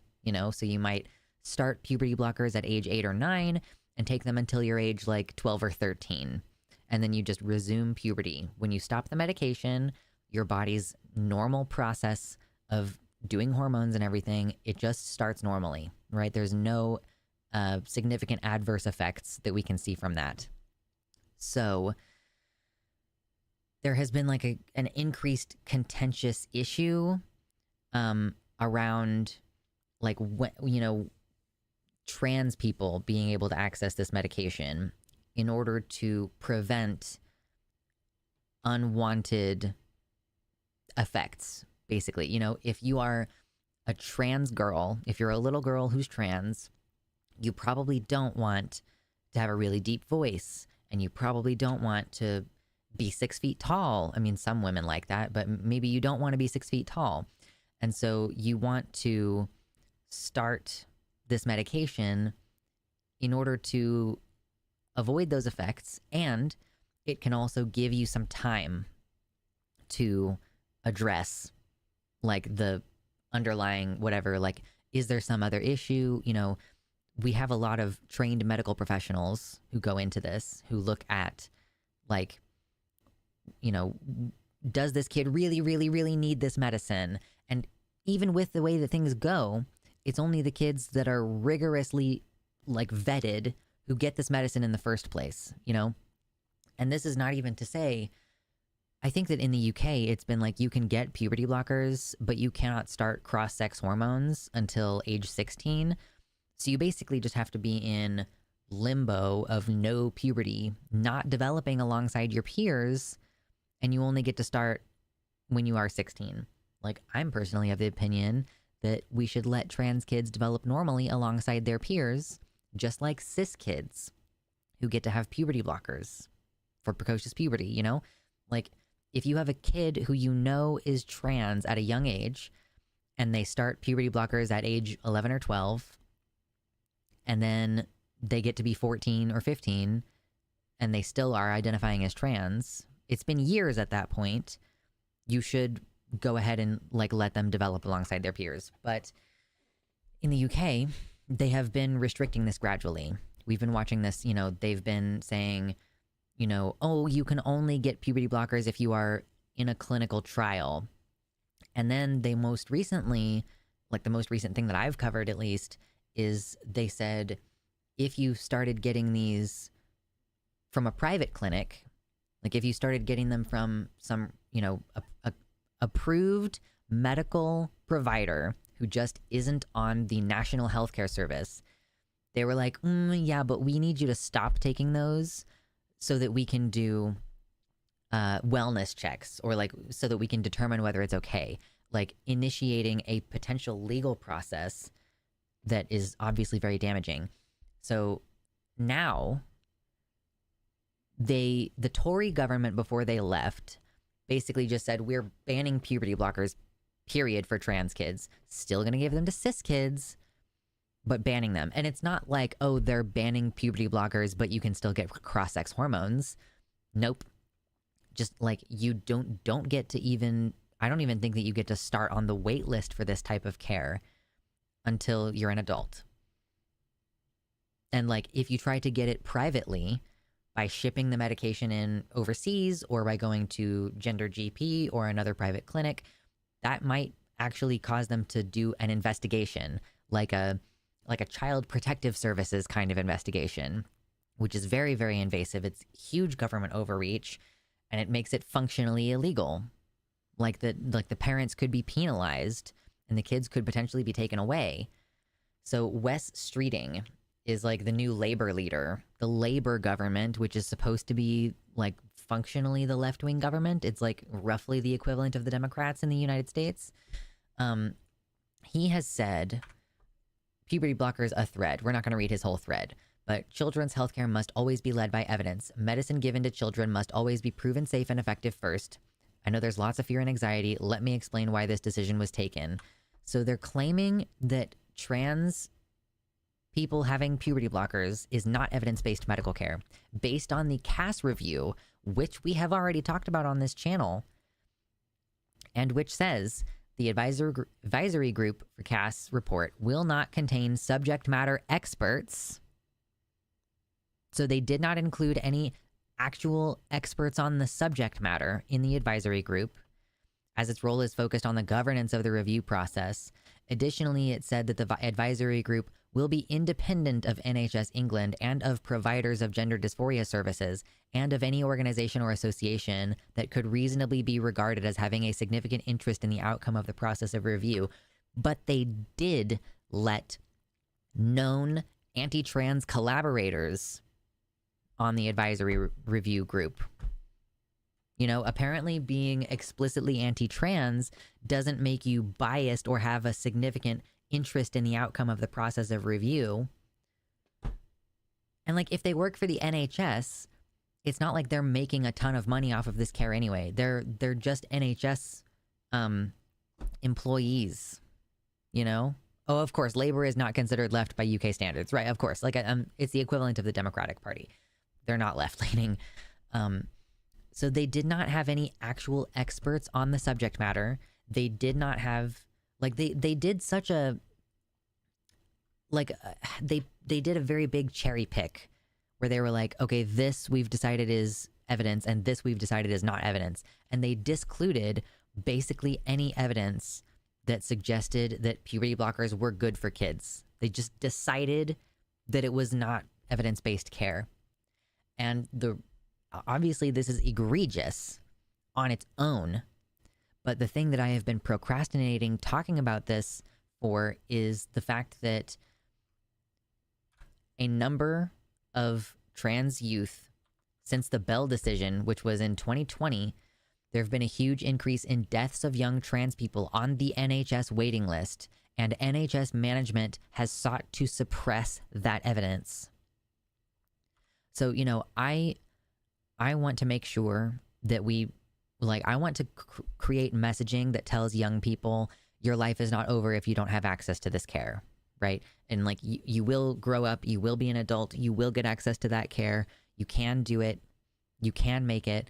When you're a teenager, though, all of this stuff feels very intense, and your brain is like literally physically incapable of imagining longer term versus short term outcomes. It's like the experiment.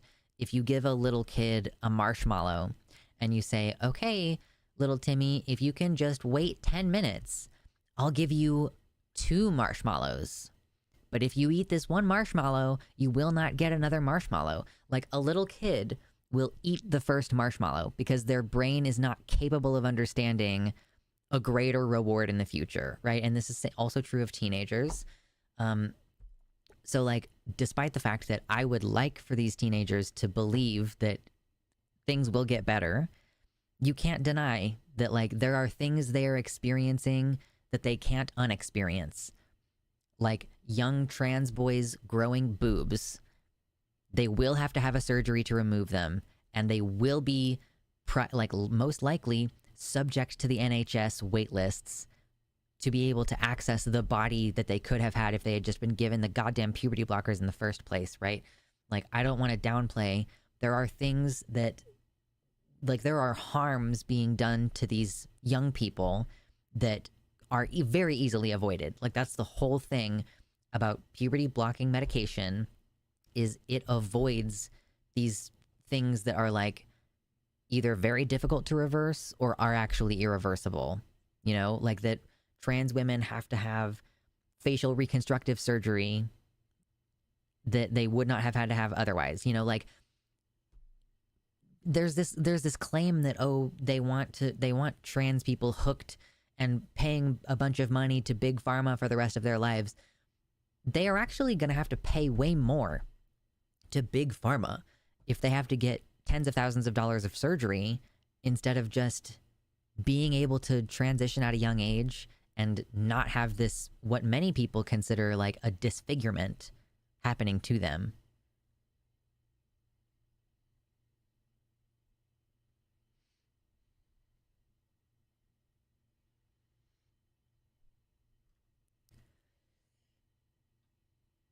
I'm sorry, there's a burp coming. There we go. So Joe Mom, he's the director of the Good Law Project, King's Counsel. Like, he's a lawyer, I'm pretty sure. He continues, when the High Court handed down its decision in the Bell case, the NHS immediately pulled down the shutters on healthcare for young trans people. When the Court of Appeal overturned that decision on multiple grounds, the NHS unaccountably left those shutters in place. Kemi Badnock has explained that much of this happened because her government chose to prioritize ideology when it came to appointing key positions in health. The evidence shows the outcome was predictable and predicted, which was a huge increase in deaths of young trans people. There were whistleblowers who have personally, like Joe has personally spoken to 2 of them. I've seen their staff IDs and each has provided me with some internal Tavistock documents. There is no doubt they are who they say they are. Whistleblower 1 tells me that in the 7 years before the High Court decision, which was on the 1st of December 2020, there was 1 death of a young trans person on the waiting list, but in the 3 years afterwards, 16 deaths. So over the course of 7 years, there was 1 death of a young person waiting for this care. And after the Tavistock and Bell decision, 16 deaths over 3 years. Whistleblower 1 also says they raised these concerns with Dr. Cass? With Hillary Cass and the director of Tavistock. I've seen an email to both which sets out these death numbers. The email complains vigorously of the failure of both individuals to engage with these numbers or with the whistleblower. We put these points to the Tavistock and Dr. Cass. The Tavistock chose not to engage. Dr. Cass's team directed us to paragraph 5.65 of her report, which we can see in the following tweet.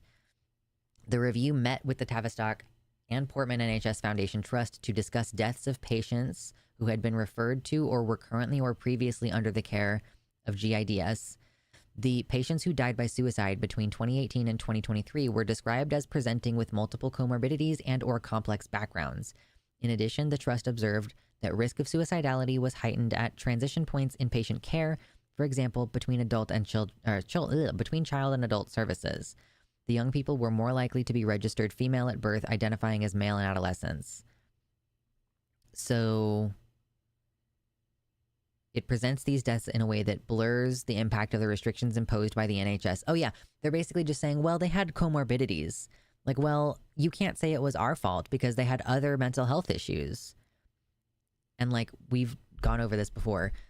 Trans people have comorbid health issues, usually because they do not have access to care or they are not being affirmed socially. Mom has said like mourn. Okay, anyway. Oh yeah, like, well, those trans kids were just depressed anyway. That has nothing to do with us, apparently. Okay, cool. Just like completely brushing it off. Whistleblower 2 confirmed that they agree with the numbers on the presentation prepared by the named doctor for safeguarding, which were the numbers given above. Whistleblower 2 says that when staff working at the Tavistock planned an open letter, they were threatened with disciplinary proceedings and being reported to their regulatory bodies if that letter contained the death numbers. This is active suppression, a deliberate attempt to suppress these numbers. The minutes of Tavistock board meetings in that period, 2018 to 2023, in the 3 years to December 2020, I found reference to 1 death and apparent suicide. In quarter 3 of 2020/2021, there is further reference to a death, quote, likely to be suicide. In quarter 1 of 21/22, there is another suicide. Like, this is just more evidence. The minutes for January 22 contain a reference to 7 deaths, quote, in gender within that quarter, of which 2 or 3 are probably suicide. For the first time, no breakdown is given as to whether they are GIDS or GIDS or GICS. There is talk of an audit of suicides in the trans group.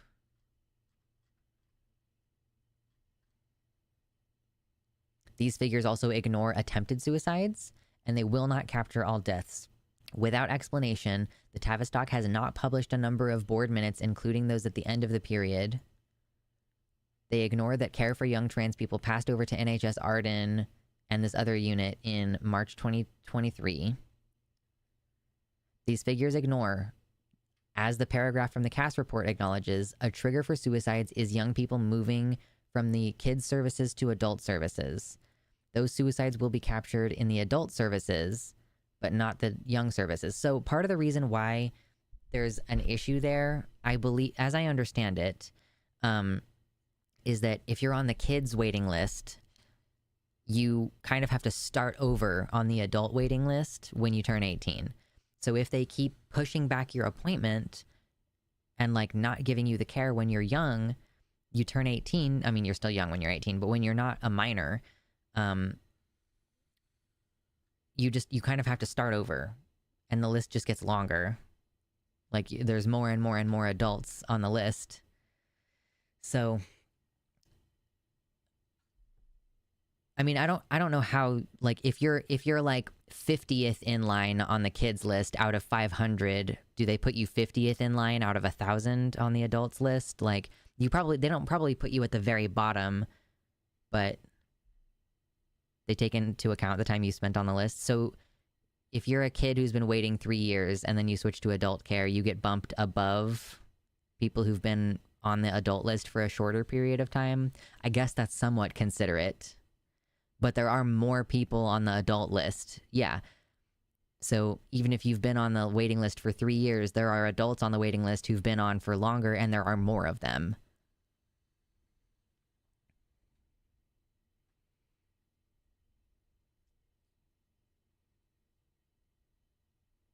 So yeah, like, we have evidence that restricting access to this care worsens mental health outcomes, it causes deaths of children, and the NHS has been deliberately sweeping this under the rug, according to these whistleblowers who work for the NHS.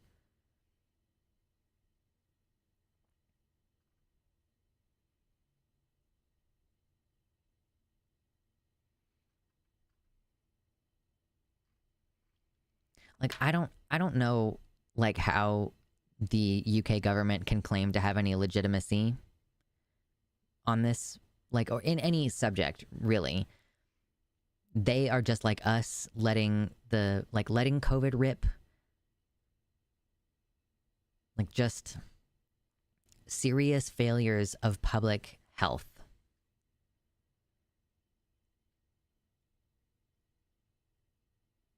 And yeah, of course, the private clinic profits the longer the NHS list is. You're supposed to just be able to access specialist care on the service you already pay tax dollars for. But now, it's also not legal for you to seek this care at a private clinic if you are under 18. Like, they will not let you do it, even though those are medical professionals who are doing their due diligence, making sure that you do actually need the care. Like,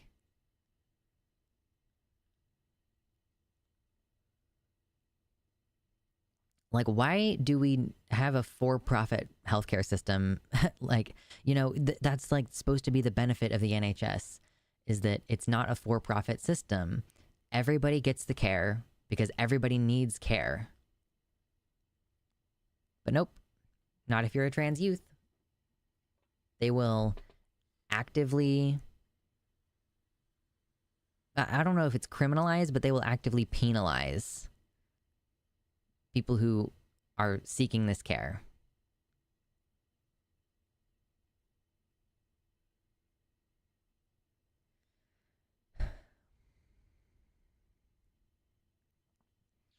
This is a scandal of massive proportion, and I basically only see trans people talking about it. I know that my friend Kat talked about it on her channel, Bridget Empire, And that video of hers did really well. Thankfully, thankfully a good number of like couple 10,000 people saw it. Yeah, this is extremely depressing. And like, children don't deserve to be treated this way.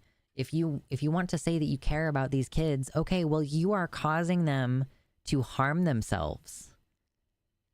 Children, young adults, teenagers, they deserve access to care. They know who they are, and we put them through a rigorous process anyway, so that, only the ones that we're 100% sure need the blockers get the blockers in the first place. And then, of course, you were so rigorous in the testing before that basically 100% of the kids who start on blockers go on to cross-sex hormones.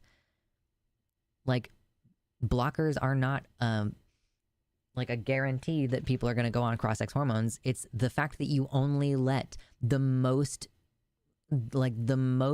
stressed out kids get to have the blockers. Cisgender people placing themselves into a position of authority, telling trans people what's good for them, telling trans people when they get to start living their lives, telling you when you get to have surgery. None of the media covered the trans youth demonstrating for days. Yeah, and do I have that? Okay. Yeah, the trans youth were protesting, and I know that I have a link to that somewhere here.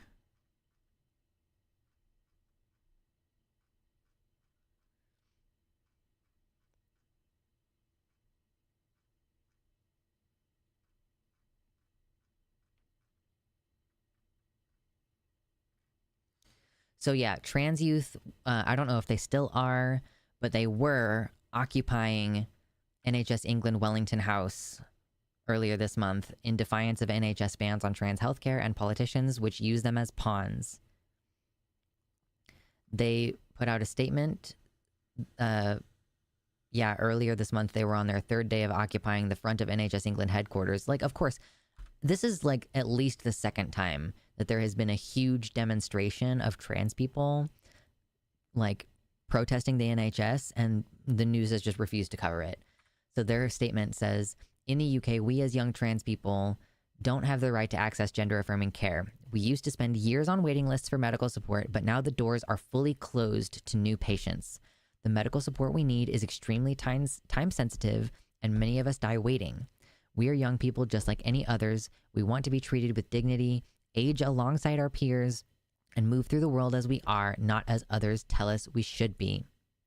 And yet, our supportive parents have been threatened with child safeguarding referrals, our pharmacies have been forced to hold back our medications, and our schools have been made battlegrounds with us at the same time as weapon, aggressor, and victim. We refuse to live like this. We deserve better. Right, because Keir Starmer also said that he wants to basically reinstate Section 28 and have it be like, oh, you know, it used to be that you couldn't talk about gay or trans people in the schools. And he's like, oh, we shouldn't be talking about gender ideology. So like, okay, you just can't, you're like wanting to reinstate Section 28, but only for trans people. Only for trans stuff.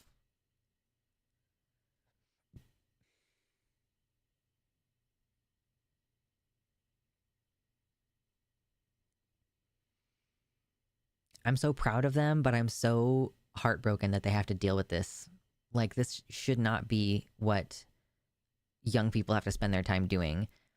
They should be able to worry about having their first crush and like having, like, how am I going to do on the sports team and who am I going to ask to the dance? Like, we are robbing these people of their youth. Like, we are robbing young people of their experience as teenagers and young adults, and like forcing them to grow up and deal with these adult issues of politics and access to medical care and shit like that. Like, it's wildly egregious.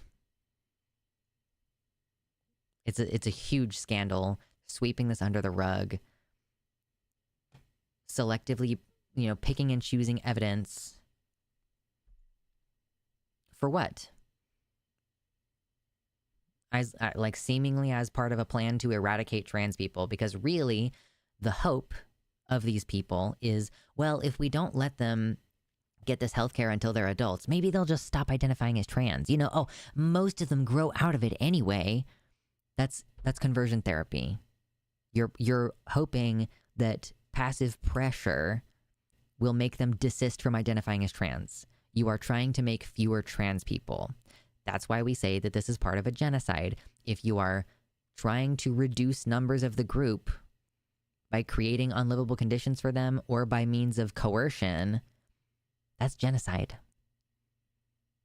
And it's happening to more than just trans people, to be clear. There are other groups that are experiencing similar pressures: denial of access to medical care, unlivable conditions, conditions that create like poor mental health outcomes and suicide attempts. You know, it's not like trans people are the only ones, but trans people are directly in the sights right now.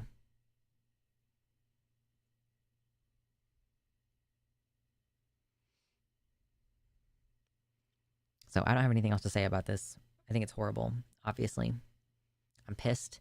And it seems like the newly enacted Labor government is just going to continue this deeply conservative Tory policy.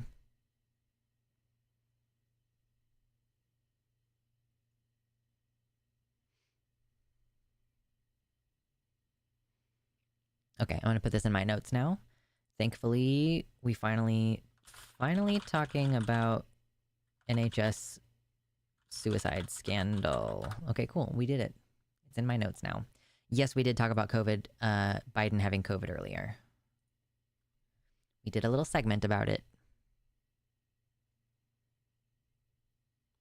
Davey Holm, are you the poet that I follow on Twitter?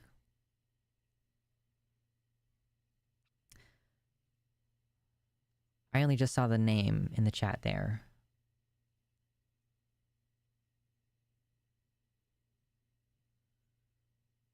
There's some evidence to suggest that it's just a ploy to hand off the nomination without there being bad blood. Fucking hope so. Yeah, apparently Biden has COVID. We talked about it earlier. He was just diagnosed yesterday and then today started antiviral Paxlovid stuff.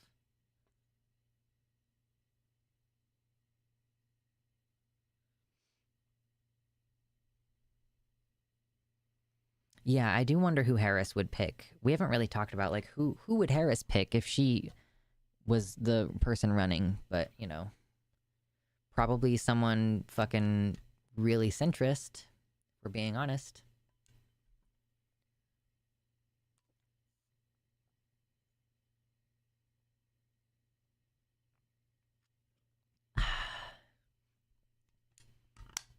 I don't dream of the Democrats being smart enough.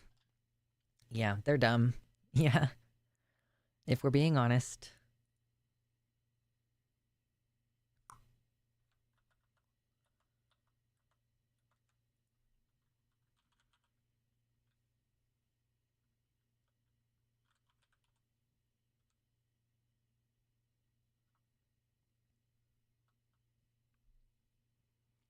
Ocasio-Cortez, please. I don't think she's gonna do it.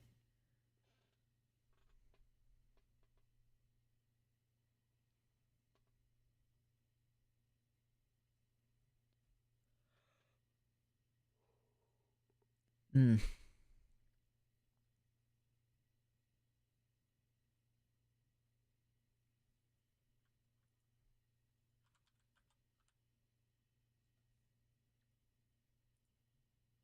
No, not Davy Holm. It's J Holm. Okay.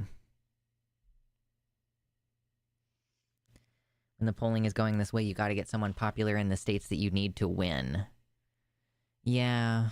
I'm assuming it's gonna be some, like, if Kamala is the person running, which I don't know that she will be, but it would make sense to me if she chose a white man to run with her.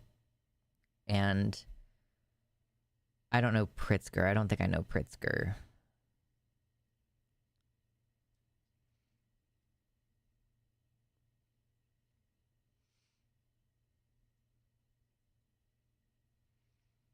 Whitmer and Pritzker. I don't know that I've heard Whitmer before.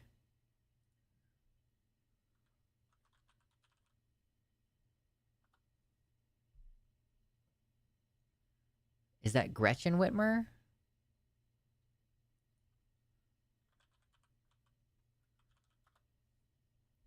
Pritzker, governor of Illinois.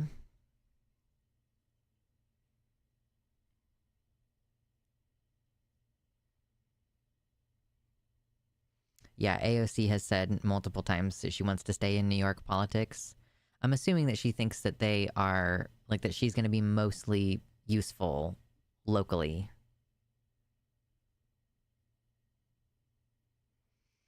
IDKY, but your stream is always really quiet on YouTube, just letting you know. I have no control over it. Like, my microphone is as high as I can make it go on all of the things that I have. I don't know what to tell you.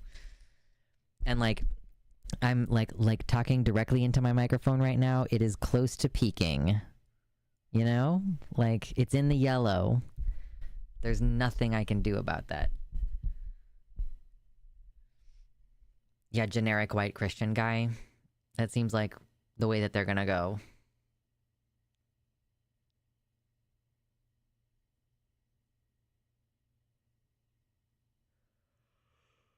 Ah!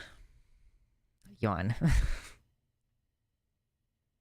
Okay, we did 4 segments today. That was fun. Got some feedback on what we should do in the... I think that the problem is that the ads are really loud, which makes my audio seem really low.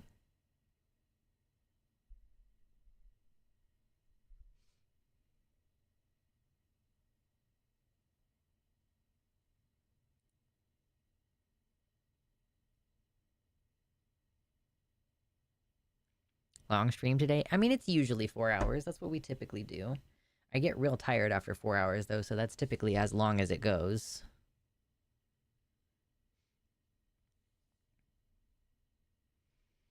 I hope Biden recovers, but I honestly haven't met a lot of people over 80 years old that recover anywhere near 100% after COVID. Yeah, we'll see.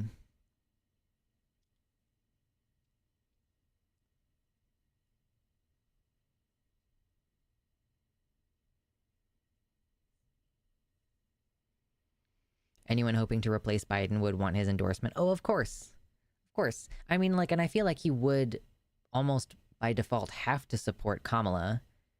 And then it would just be like whoever is her running mate.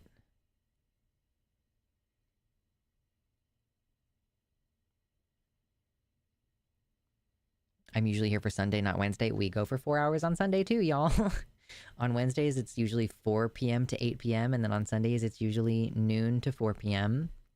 Sometimes it's shorter, but yeah, we talked about the Teamsters guy at the beginning. I didn't do a proper segment about it, but we read about it a little bit and looked at it a little bit. Hopefully tomorrow I get to 35,000 subscribers. Wouldn't that be sexy? More elder abuse memes incoming. True. Excuse me. My goodness. Well, we got to the dono goal today, and I flexed. Muscle mommy. We got 119 likes today, which is always good. The debut of the glasses seems to have gone well.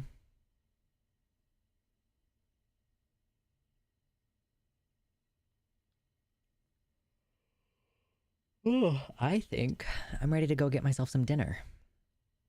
Appreciate y'all hanging out, giving us a good show. The show would not be what it is if it weren't for the fact that we converse. We chit-chat, we do cool stuff. So thank you all for your feedback and your commentary today. I will see you all on Sunday at noon. Hopefully some interesting politics has happened between now and then. Being able to see maybe helps. Yeah, it probably helps, like, the headache that I get. Like, seriously, I'm looking at this text and I'm like, how did I ever think that that was okay? Now it's so much more visible. Okay, and yes, tomorrow I will be on the Transatlantic Call-In Show at 2 p.m. at 2 p.m. Central on The Line. And I will post a link in the Discord tomorrow when the show starts, okay? So, I'll see you then. Be good, or at least don't get caught.